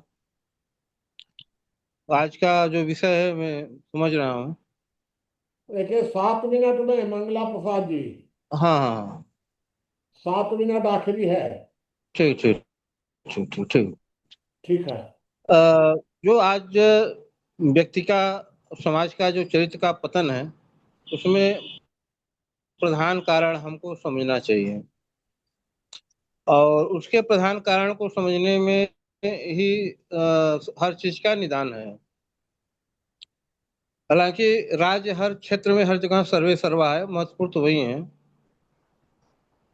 लेकिन मैं यह कहना चाहूंगा, साहित्य प्रचार तंत्र जो है कि यह व्यक्ति के पतन में, चरित्र के पतन में महत्वपूर्ण उसकी भूमिका है। साहित्य का स्तर हमेशा जो है कि उच्च से उच्च होना चाहिए। बालक विद्यार्थी जो भी पढ़ते हैं विषय अपने कक्षा का, तो उसमें 100% कोई आता नहीं, लेकिन जो विषय रखे जाते हैं वह मानक रखे जाते हैं कि इतना आपको जो है कि अपनी योग्यता को प्रमाणित करना है, आपको इतनी यहाँ तक जाना है। और व्यक्ति कम योग्यता प्राप्त करता है, अधिक योग्यता प्राप्त करता है, उसकी अपनी सफलता है। साहित्य का स्तर जो है कि हमेशा ऊंचा रहना चाहिए, प्रचार तंत्र का स्तर हमेशा ऊंचा रहना चाहिए। समाज से, व्यक्ति से, सब लोगों से उसका स्तर ऊंचे, क्योंकि साहित्य से ही व्यक्ति सीखता है, प्रचार तंत्र से ही सीखता है। अब साहित्य और प्रचार तंत्र जो है कि किस दिशा में जो है कि समाज को लेके जा रहा है, यह बहुत ही जो है कि चिंतनीय विषय है। हम पिक्चरों में, धारावाहिकों में इत्यादि में देखते हैं, जैसे प्रेम विवाह इत्यादि पर इतना अधिक महत्व दिया जाता है कि शायद 90% उसी के इर्द गिर्द जो है सारे कथानक चरित्र बनते हैं, 10% में सारी जो है गाथाएं आती हैं, और उसी सेक्सुअल संबंधों के लेकर के, प्रेम विवाह को लेकर के सारा रूपांतर होता है। तो यह जो प्रचार तंत्र की मानसिकता है, उसमें प्रचार तंत्र को अपना पैसा भी कमाना है। यदि कुत्ता आदमी को काट ले तो यह समाचार तो बनेगा नहीं, इससे कुछ कवरेज तो बनता नहीं। किसी आदमी ने कुत्ते को काटा तो इसका कवरेज बन सकता है। तो प्रचार तंत्र जो इस तरह से कार्य करता है, कैसे जो है कि हमारा कवरेज, टीआरपी जो है कि अधिक से अधिक बढ़े, अधिक से अधिक कमाई बने, तो उन विषयों को अधिक प्रचारित करता है। उसका अपना कर्तव्य नहीं रह जाता है कि हम समाज के लिए हमारा कर्तव्य क्या है, व्यक्तियों के लिए हमारा कर्तव्य क्या है। यही मुख्य अड़चन आती है। प्रचार तंत्र पर नियंत्रण कौन करे? राज्य सरकारें भी प्रचार तंत्र से डरती हैं। वे अपना अनुशासन, अपना नियंत्रण प्रचार तंत्र पर नहीं कर पाते हैं, बल कहीं न कहीं प्रचार तंत्र जो है कि राज्य पर अपना नियंत्रण स्थापित कर लेता है और उनको दिशा देता है कि आप इस दिशा में करिए। यह सारी जो है समस्याएं, जो विसंगतियां उत्पन्न हो रही है, परिवार का स्तर जो खत्म हो रहा है, जो आज जो एक माध्यम बनता जा रहा है दुष्चरित्रता का, वो इसमें बहुत बड़ा हाथ जो है। पहले प्रचार तंत्र क्या था, कैसे थे? जो बलिदानी लोग और जौहर करने वाले पैदा होते थे, उस समय का वो प्रचार तंत्र, सूचना तंत्र ऐसा रहा। अब इस वर्तमान समय का प्रचार तंत्र, सूचना तंत्र ऐसा हो गया कि जो है कि विवाह मंडप में ही जो है कि उत्पात कर देते हैं। तो ऐसा दिखाया जा रहा है, तो ऐसा किया जा रहा है, और उनको विशेष जो है कवरेज दिया जाता था। अब जैसे जो है कि कोई लड़की जो है कि माता पिता के विरुद्ध जाके शादी करना चाहती है तो करे, उसमें कोई दिक्कत नहीं, परिवार को भी कोई दिक्कत नहीं होता, समानता। लेकिन वो परिवार को त्याग करके नहीं करना चाहती है। राजा रघुवंशी के मामले में यह हुआ। तो यदि परिवार नहीं चाहता है तो उसकी अपनी मर्यादा है। हम अपने घर के कन्या को अपने स्तर से गिरे हुए आदमी की हम जो है संबंध नहीं रखेंगे, तो अपनी उनकी स्वतंत्रता है। तो वही उसकी भी स्वतंत्रता है, वो जब चाहे तब परिवार को त्याग करके, चाहे भिखमंगे के साथ शादी करे, चाहे किसी के साथ संघर्ष, वो छोड़ के भाग जाए अपना जो है कि, यदि वह इतना ही यदि महत्वपूर्ण समझती है तो उसकी स्वतंत्रता है।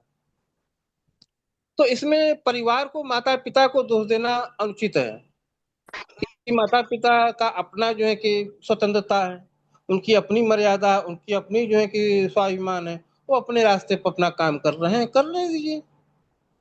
यदि कोई बालक या कोई लड़का या लड़की, पुरुष या स्त्री हो, यदि वो लगता है कि हम जो है कि परिवार हमारा जो है कि हमसे ज्यादा जरूरत से अंकुश कर रहा है, तो परिवार, वो भी स्वतंत्र है परिवार को त्याग करके जो है कहीं भी अपना जाए, चाहे वह पशुवत जीवन जिए, चाहे भिखारी का जीवन कीजिए, चाहे सन्यासी का जीवन जिए, तीनों के लिए है। जो सन्यास लेना चाहते हैं वही परिवार का त्याग कर देते हैं। प्राय जो है कि सन्यासी परिवार का त्याग इसीलिए करता है, क्यों करता है? परिवार बिल्कुल नहीं चाहता हूँ सन्यासी ने संन्यास, लेकिन वह त्याग कर देता है। यह उच्च उनका विचारिकता होती है। लेकिन वही जो निम्न विचार बुद्धि के लोग हैं, जो स्वेच्छाचारी हैं, वो इस तरह परिवार को त्याग क्यों नहीं करते? जैसे सन्यासी त्याग कर देता है जबरन, वैसे भी त्याग करने के स्वतंत्र हैं। चाहे तो जो है कि युवावस्था शुरू होते ही अपना परिवार को त्याग करके अपना स्वतंत्र जीवन जीवे, जो उनका जो है कि जो उनकी पिपासा है, काम पिपासा है, जो लालच है, सपना पूर्ति कर लेंगे, स्वेच्छा चाहता है, तो यहाँ पर परिवार की कोई आपत्ति नहीं है। दुर्ला प्रसाद जी शॉर्ट करिएगा। हाँ, हमारे कहने का जो अंतिम निष्कर्ष है कि यहाँ पर परिवार को कोई जो है कि उसमें आपत्ति न रखा जाए, इसमें उसका दोष नहीं देना चाहिए। तो मूलतः जो है कि हमें ऐसा सोचना चाहिए और प्रचार तंत्र को इस ढंग से जो है कि नियंत्रण में लाना चाहिए कि वह अपने उच्च मानदंडों को, चरित्रों को दे सके। भले ही व्यक्ति उच्च मापदंड चरित्र को न अपना सके, लेकिन साहित्य को और समाज को और संस्कार देने वाले को हमेशा जो है कि आदर्शों, उच्च मापदंडों को बताते रहना, स्थापित करते रहना, उसको प्रचारित रहने का काम करते रहना चाहिए। इसी साथ में अपनी बात को समाप्त करता हूँ। धन्यवाद। बाकी के साथी अपनी बात रख सकते हैं। ठीक है, अभी जयमाला जी बाबू जी, बबलू केसरवानी शायद कुछ कहना चाह रहे हैं। और बबलू जी, हाँ रखिए। नहीं, मुझे वो टैप हो गया था, मैं सुन रहा हूँ केवल। अच्छा ठीक है। क्या मैं बोलूं? नहीं, रुक जाइए। मणि जी, कोई नए साथी जुड़े हैं, मणि जी।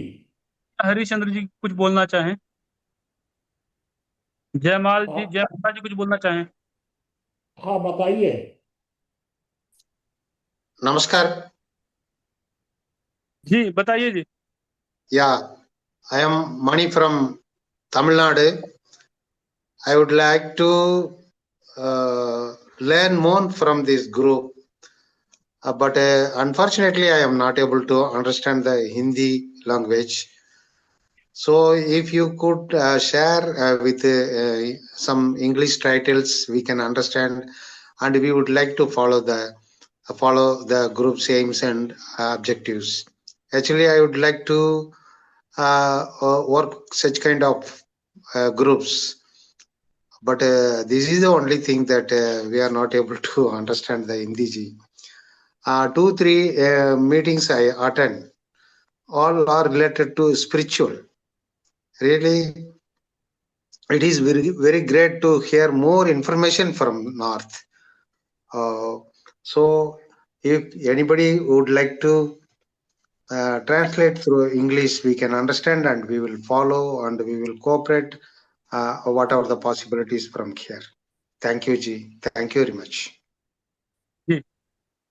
बताइए ज्ञानेंद्र जी, इनकी बात अगर कुछ समझे हो तो।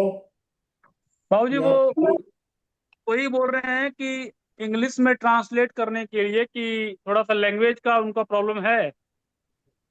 2-3 चर्चाएं उन्होंने सुनी है स्पिरिचुअल, लेकिन वो समझ नहीं पा रहे हैं, लैंग्वेज बैरियर आ जा रहा है वहां पे। अच्छा ठीक है, मनोज जी कुछ कहना चाहें तो बताइए। मनोज कुमार जी, कोई इस विषय पर कोई बात हो? नमस्कार जी। बताइए अगर आपको कुछ कहना हो इस विषय पर तो। नहीं, मैं आपको जब लोग चर्चा सुनता हूँ तो अच्छा लगता है। अभी तो फिलहाल समझने वाली सारी बातें, तो इसलिए मैं ठीक सुनना है। ज्यादा पसंद करते हैं। बाकी आपके विषय बड़े महत्वपूर्ण हैं, अच्छे हैं, मन लगता है सुनने में, मनोज जी कहाँ जानकारी से? बढ़ती है। आप बताइए ब्रजेश जी। बाबू जी वो बोल रहे हैं ठीक है, चर्चा अच्छी रहती है, वो जुड़ते हैं इसीलिए सुनते हैं, उनको पसंद आता है। ठीक है, चलिए तो मैं आपको थोड़ा सा बता दूं। जी। पहली बात,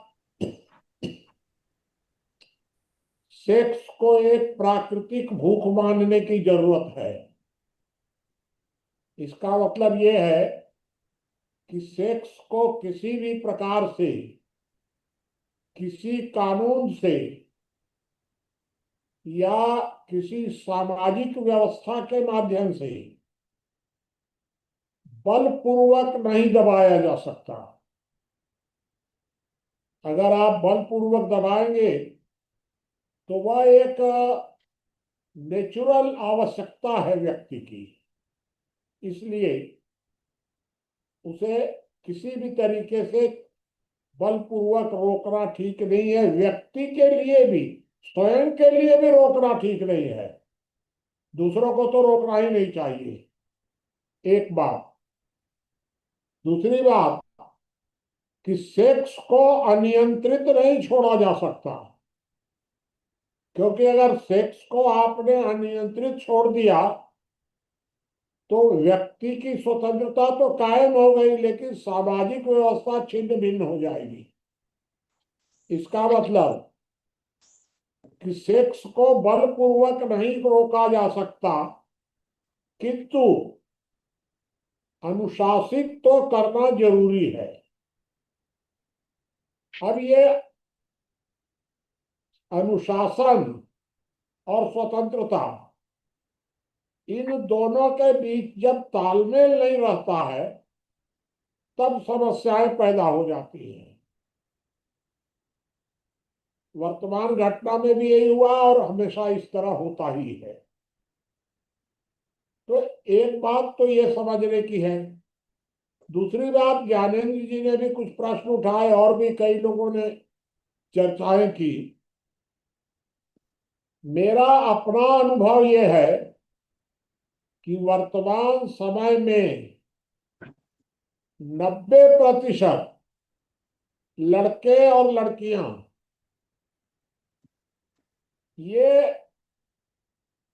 माने 16, 17, 18 मान लीजिए, 20 मान लीजिए, 20 के आगे वे अपनी इच्छाओं को रोक नहीं सकती। और आपने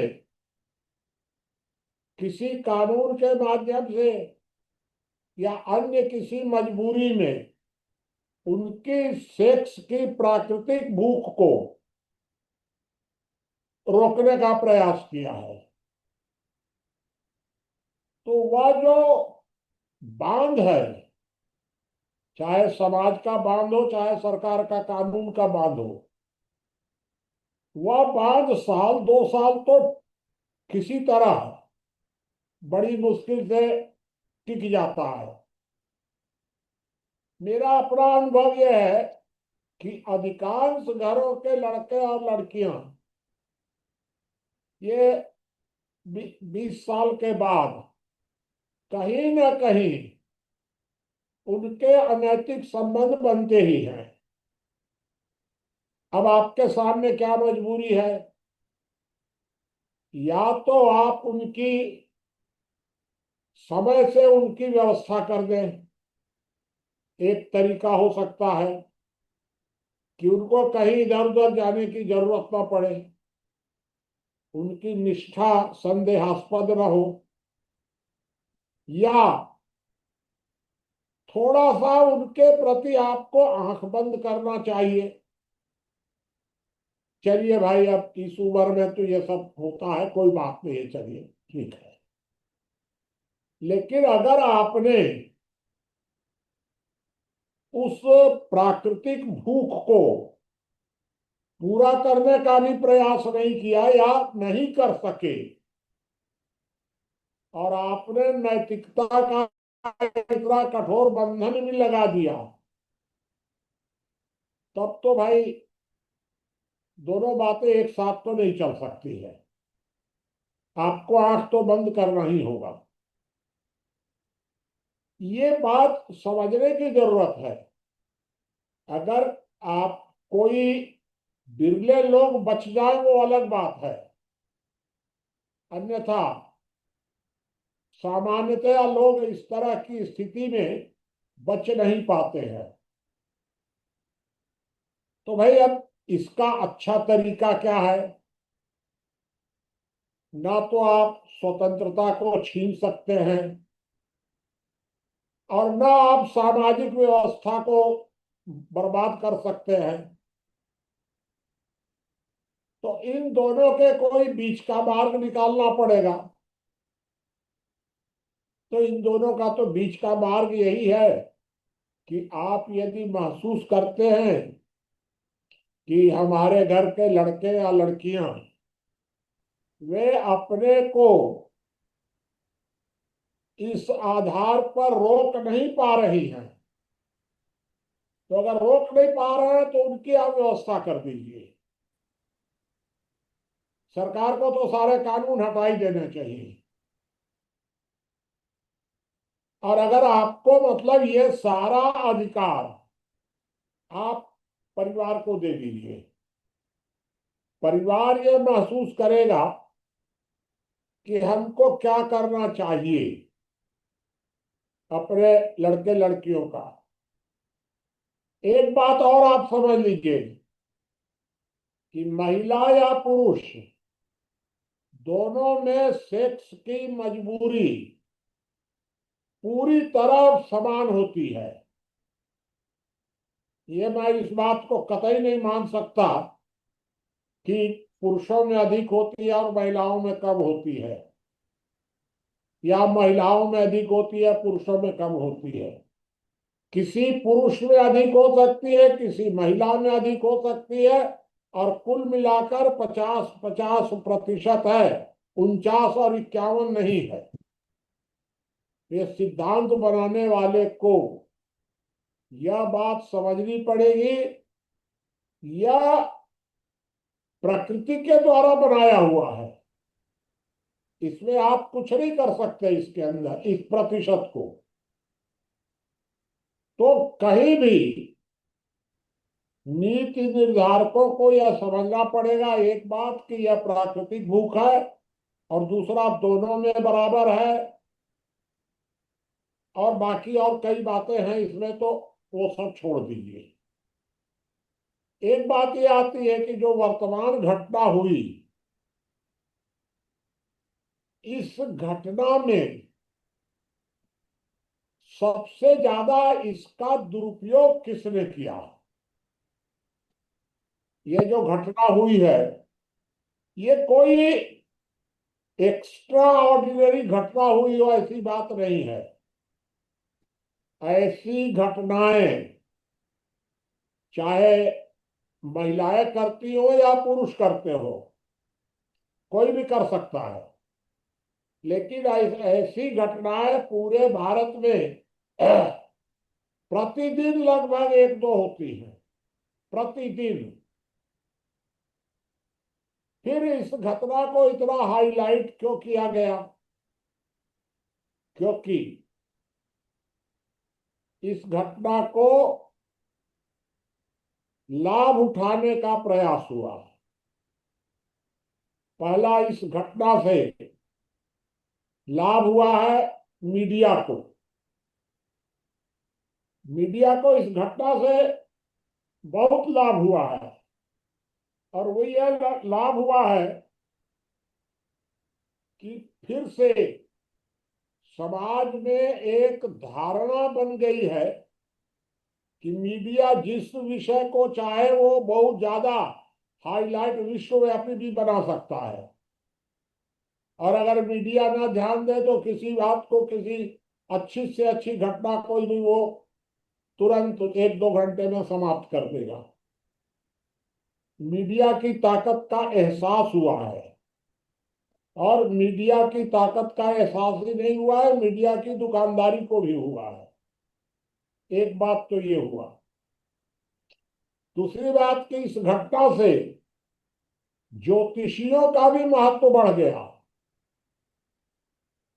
बिना मतलब के आलतू फालतू ज्योतिषी, मैंने ये कहा था, मैंने वो कहा था, किसी ने कुछ नहीं कहा था। सब सामान्यतः सब जगह कहते ही हैं शादी विवाह में कि ये कुंडली नहीं मिली, ऐसा हुआ, वो सब कहीं कुछ कोई मतलब नहीं है। ज्योतिषियों ने भी अपनी दुकानदारी चमकाई।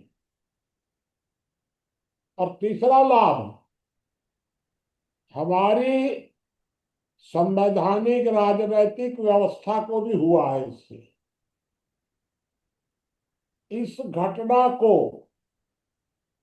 आधार बनाकर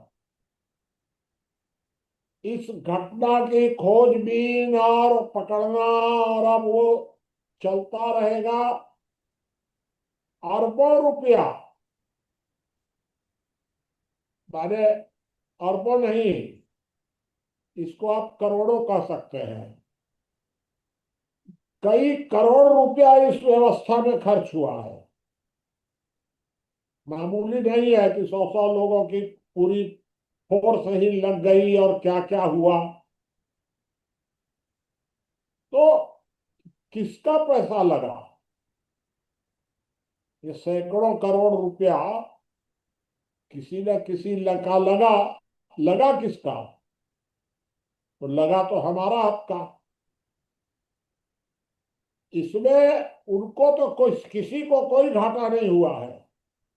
न पुलिस विभाग को घाटा हुआ है, न अधिवक्ताओं को घाटा हुआ है, न कोर्ट को घाटा हुआ है। किसी को घाटा नहीं हुआ। घाटा हुआ है तो आपका हुआ है।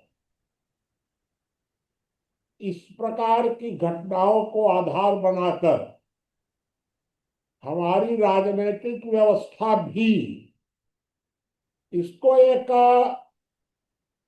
माने उदाहरण मान लेती है।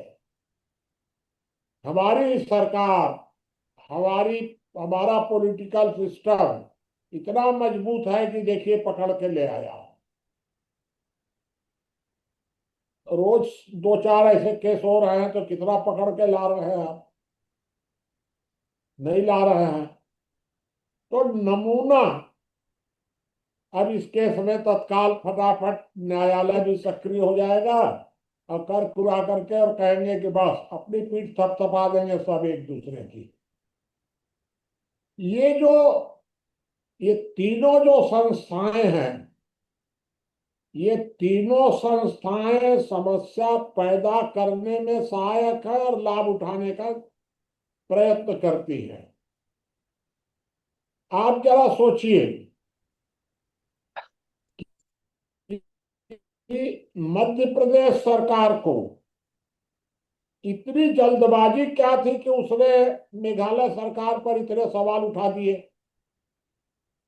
इतनी जल्दबाजी तो करने की जरूरत नहीं थी, लेकिन यहां तक बात उठ गई कि अब इसको तो सीबीआई को दे देना चाहिए। बहुत ऐसा विलक्षण केस हो गया कि सीबीआई को दे देना चाहिए।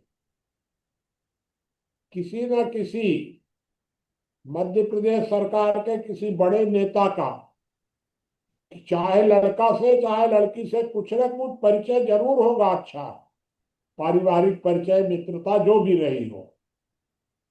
अन्यथा इतना ज्यादा हस्तक्षेप का मामला नहीं था। और आप एक बात और सोचिए कि जो मध्य प्रदेश सरकार दिन रात मेघालय सरकार पर दबाव बना रही थी,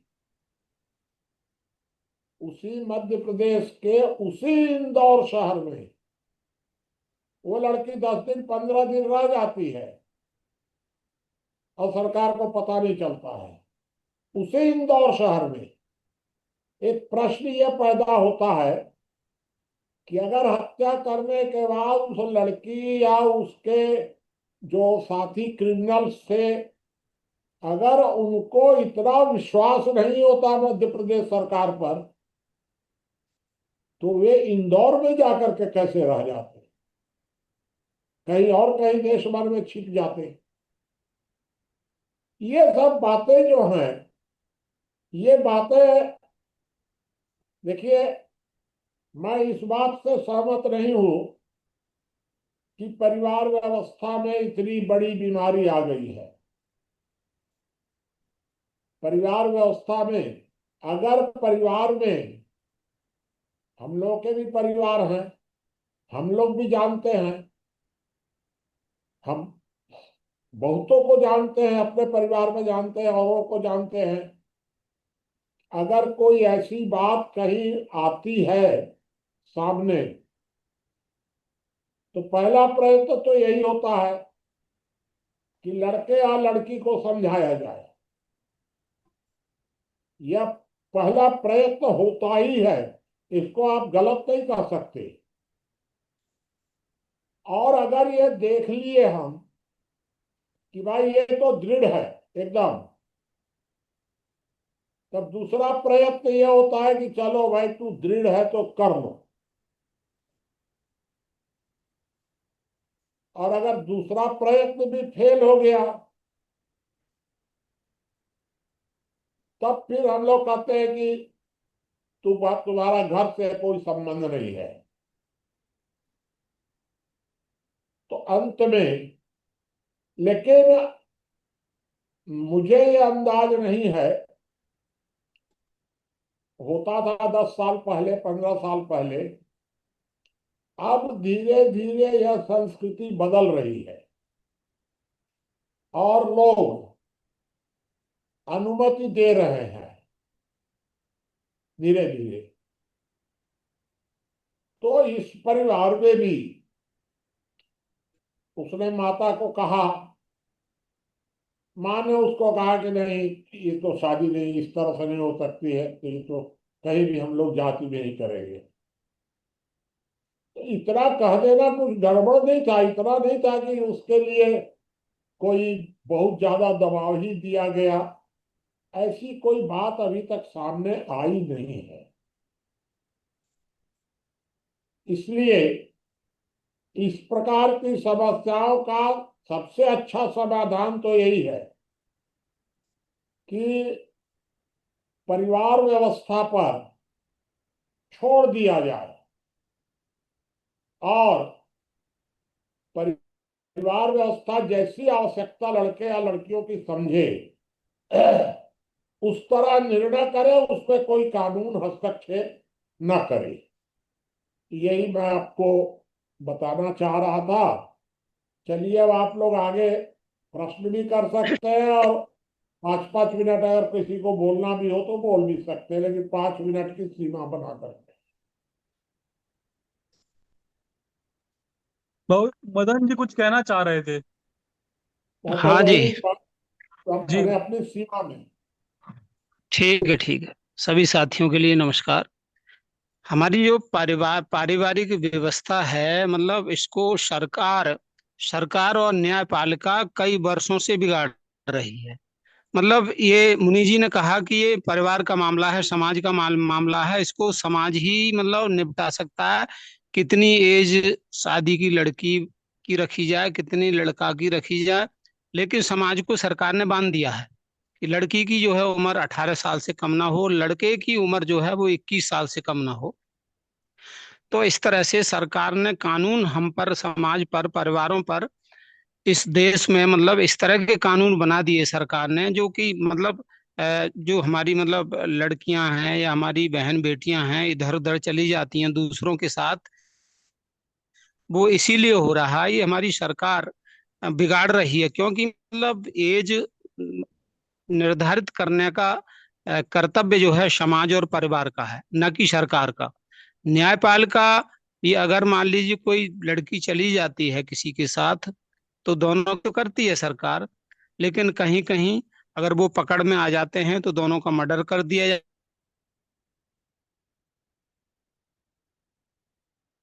ठीक है, और बताइए कोई। बाबा नमस्कार। आप बताइए पवन जय जी। बाबा,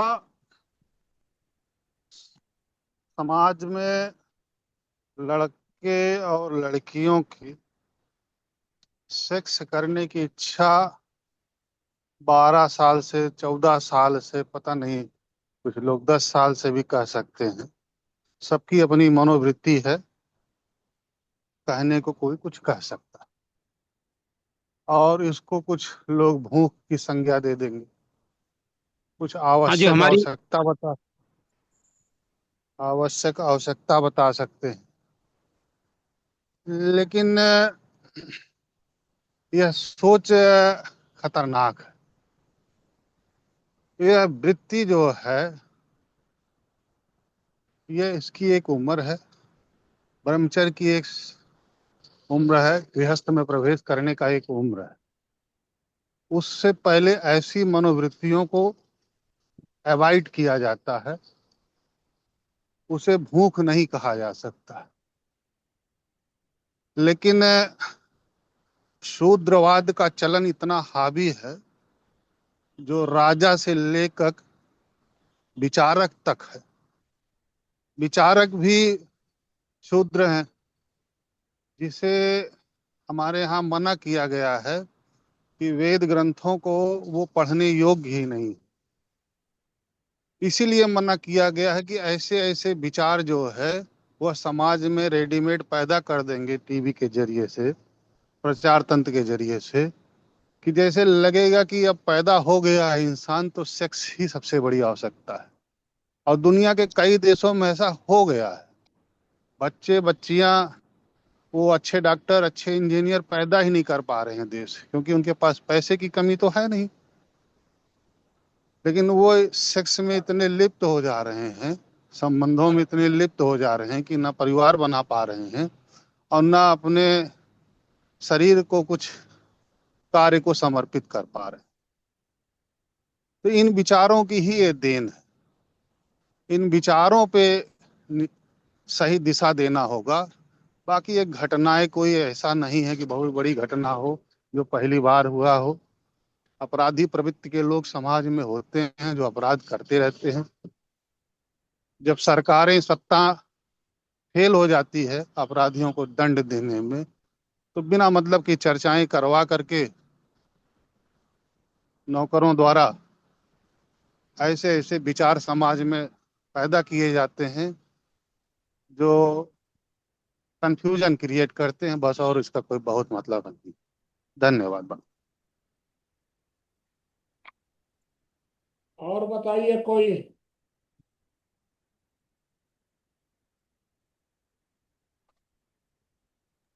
हेमंत जी अगर कुछ कहना चाहेंगे तो बताइएगा। हेलो। हाँ, हेमंत जी अगर कोई बात कहना चाहे तो।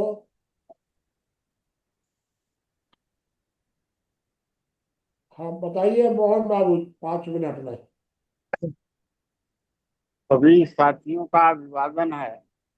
मैं समझता हूं कि इस प्रकार की घटनाएं कुछ विक्षिप्त दिमाग के समाज में कुछ व्यक्ति हैं जो इस राह पर चल के और आपराधिक रास्ता को अपना लेते। नहीं तो अगर हम पूर्व में भी देखते हैं कि अगर जब लड़के या लड़की प्रेम करते हैं तो भले ही वो दोनों अपने प्रेम में और भावना में बहकर आत्महत्या कर लेते हैं, या पहले भी देखा गया है कि लड़कियां भले ही कुंठित होकर के और आत्महत्या कर लेती हैं, लेकिन ये नहीं देखा गया है पहले कि लड़कियां जो हैं इस प्रकार का साजिश रच करके और लड़कों का जो है योजनाबद्ध तरीके से हत्या करवाते हैं। एक विचित्र मानसिकता है। अब इसमें दूसरी बात है कि अगर सब बात सामने आ गई तो जिसने अपराध किया अब वो कानून में जाएगा, उनको वर्षों 2 वर्षों 10 वर्ष लग जाएगा उनको दंड मिलने में। यही एक अलग बात हो गई। तीसरी बात है कि क्या जो सेक्स की भावना 15-16 साल से लड़के लड़कियों में आ जाती है, तो क्या उनको कैरियर बनाने की, अपनी धनोपार्जन करने की, हमारा भविष्य में जीवन कैसे चलेगा, दो पैसा आएगा तब तो चलेगा, क्या इसके लिए वो सेक्स से सेक्रीफाई नहीं कर सकते हैं? क्या वो एक निश्चित सीमा तक, जो 25 साल का ब्रह्मचर्य है, वहां तक, कोई सीमा तक वो जो है, तो अपने को सरस्वती की उपासना में, या कोई भी जो है अपनी करियर को बना करके, ताकि हम अपने बाकी के भविष्य के जीवन को सुखमय गुजार सकते हैं, लड़का हो या लड़की हो, क्या वहां तक पहुंच करके ही सेक्स सेक्स का सहारा नहीं ले सकती हैं?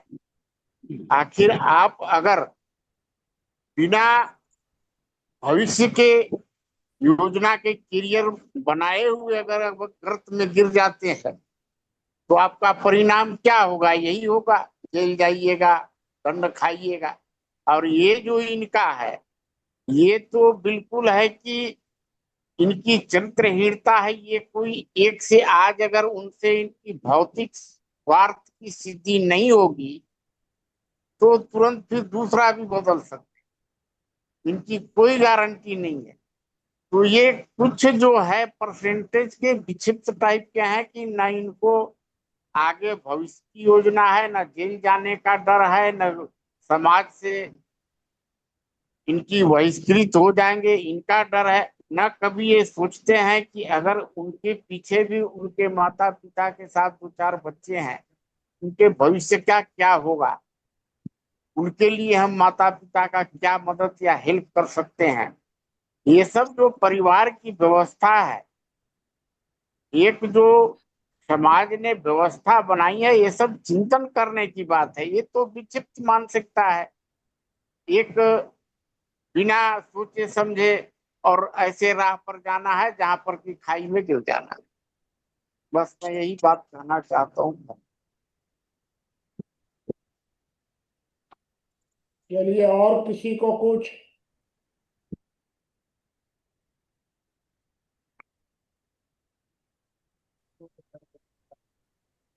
मेरे कोई ख्याल से साथी कोई प्रश्न हो तो पूछ सकते हैं। जी, हरिश्चंद्र जी कुछ कहना चाह रहे हैं। बाबा जी नमस्ते, आप सबको प्रणाम। भाई जी नमस्कार। बताइए। बाबा जी, मेरा जो कहना है वो ये है कि आहार, निद्रा, भय और मैथुन, ये जितने भी प्राणी हैं, केवल हमें लगता है पेड़ पौधों को छोड़ करके सबकी मौलिक आवश्यकताएं हैं और सबको इसकी जरूरत है। लेकिन मनुष्य को विशेष रूप से बुद्धि दी गई है, विवेक अलग से करने के लिए इसे दिया गया है परमात्मा की तरफ से, प्रकृति की तरफ से। तो इसे क्या करना है, इसे विचार करना है। कार्यों को, कोई भी कार्य करे तो इसको विचार पूर्वक करें। मैथुन बहुत आवश्यक चीज है। इसका मतलब ये नहीं है कि केवल हमारी जिंदगी मैथुन की तरफ ही बढ़ा दी जाए। तो इसके लिए हमारे यहाँ ऋषि मुनियों ने संस्कारों की व्यवस्था दी थी, स्रोत सूत्रों में इसकी व्यवस्था दी थी, किस तरह से हम मैनेज करें जिससे हमारी जिंदगी व्यवस्थित चले। एक ही चीज को हम अगर महत्व दे देंगे तो हमारे और जीवन के जो कार्य हैं वो रुक जाएंगे। तो हमारे यहाँ ये व्यवस्था दी गई थी संस्कारों के माध्यम से कि बच्चे का संस्कार किया जाएगा, इस तरह के बुद्धि विवेक, इस तरह का विचार उसको दिया जाएगा कि वो गलत रास्ते पर जाने से रुकेगा। बहुत जरूरी है मैथुन। मैथुन नहीं होगा तो सृष्टि रुक जाएगी। लेकिन इसका ये मतलब नहीं है कि ये बहुत जरूरी है कि इसी में जीवन को ही लगा दिया जाए, खपा दिया जाए।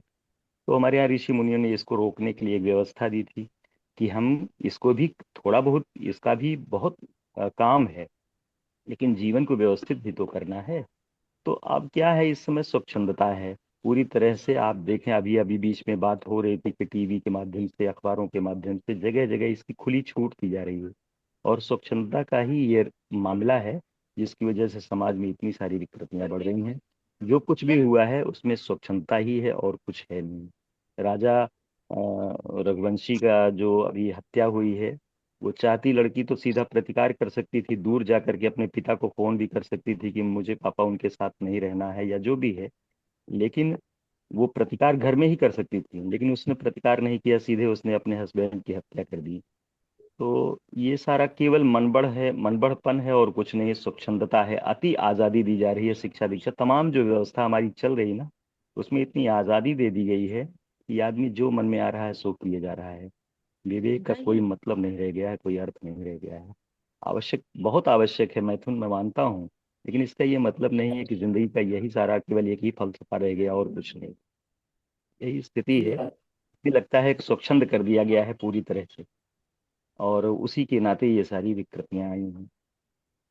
परिवार से ही शुरू होती है और पूरी तरह से पूरा समाज जो है, परिवार से लेकर के हर जगह आप देखें, हर जगह इस स्वच्छंदता ही चल रही है, और जिसकी वजह से ये समाज दिनों दिन खराब होता चला जा रहा है, विकृत होता चला जा रहा है।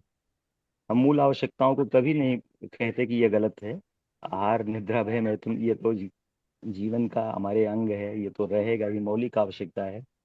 चलिए लेकिन ठीक है। देखिए एक बात और आपको बता दें जी कि मेरा अपना व्यक्तिगत अनुभव भी है जी कि एक उम्र मतलब हो जाने के बाद 17, 18, 20 के बाद बुढ़ापे तक जी हर व्यक्ति के अंदर इस तरह की भावना होती ही है। बुढ़ापे तक वह महिलाओं को देखकर आकर्षित होता है, और मेरे जानकारी के अनुसार महिलाओं में भी पुरुषों की अपेक्षा कम, लेकिन इस तरह का आकर्षण होता है। अब इस आकर्षण को कैसे रोका जा सकता है, तो रोकने के हमारे पास दो ही तरीके हैं। एक है विवेक और एक है संस्कार। बुद्धि इसको नहीं रोक सकती है। तो विवेक और संस्कार, विवेक तो करीब करीब, माने विवेक का मतलब है समझदारी, तो लगभग वो तो आउट हो गया एकदम समाज से। संस्कार भी धीरे धीरे जो परिवार से मिलते थे वो मिल नहीं पा रहे, समाज से मिल नहीं पा रहे, सरकार का भी संस्कार दे नहीं सकती है। ये भी एक कारण है इस समस्या के बढ़ने का। ये मैंने आपको और बता दिया। कोई प्रश्न हो एक आध लाइन का तो और पूछ लीजिए, नहीं तो समाप्त कराएंगे। बाबूजी मुझे लगता है समाप्त कर सकते हैं। ठीक भाई साहब, आप सभी का जो विषय बताना है क्या? जैसा आप ठीक समझे, अगर तैयार है तो बता दीजिए, और नहीं तो फिर अभी संडे है, बीच में एक दिन खाली है, फिर डाल दीजिएगा। चलिए कल चर्चा कर लेंगे। ठीक। आप सभी का जुड़ने के लिए बहुत बहुत आभार, धन्यवाद।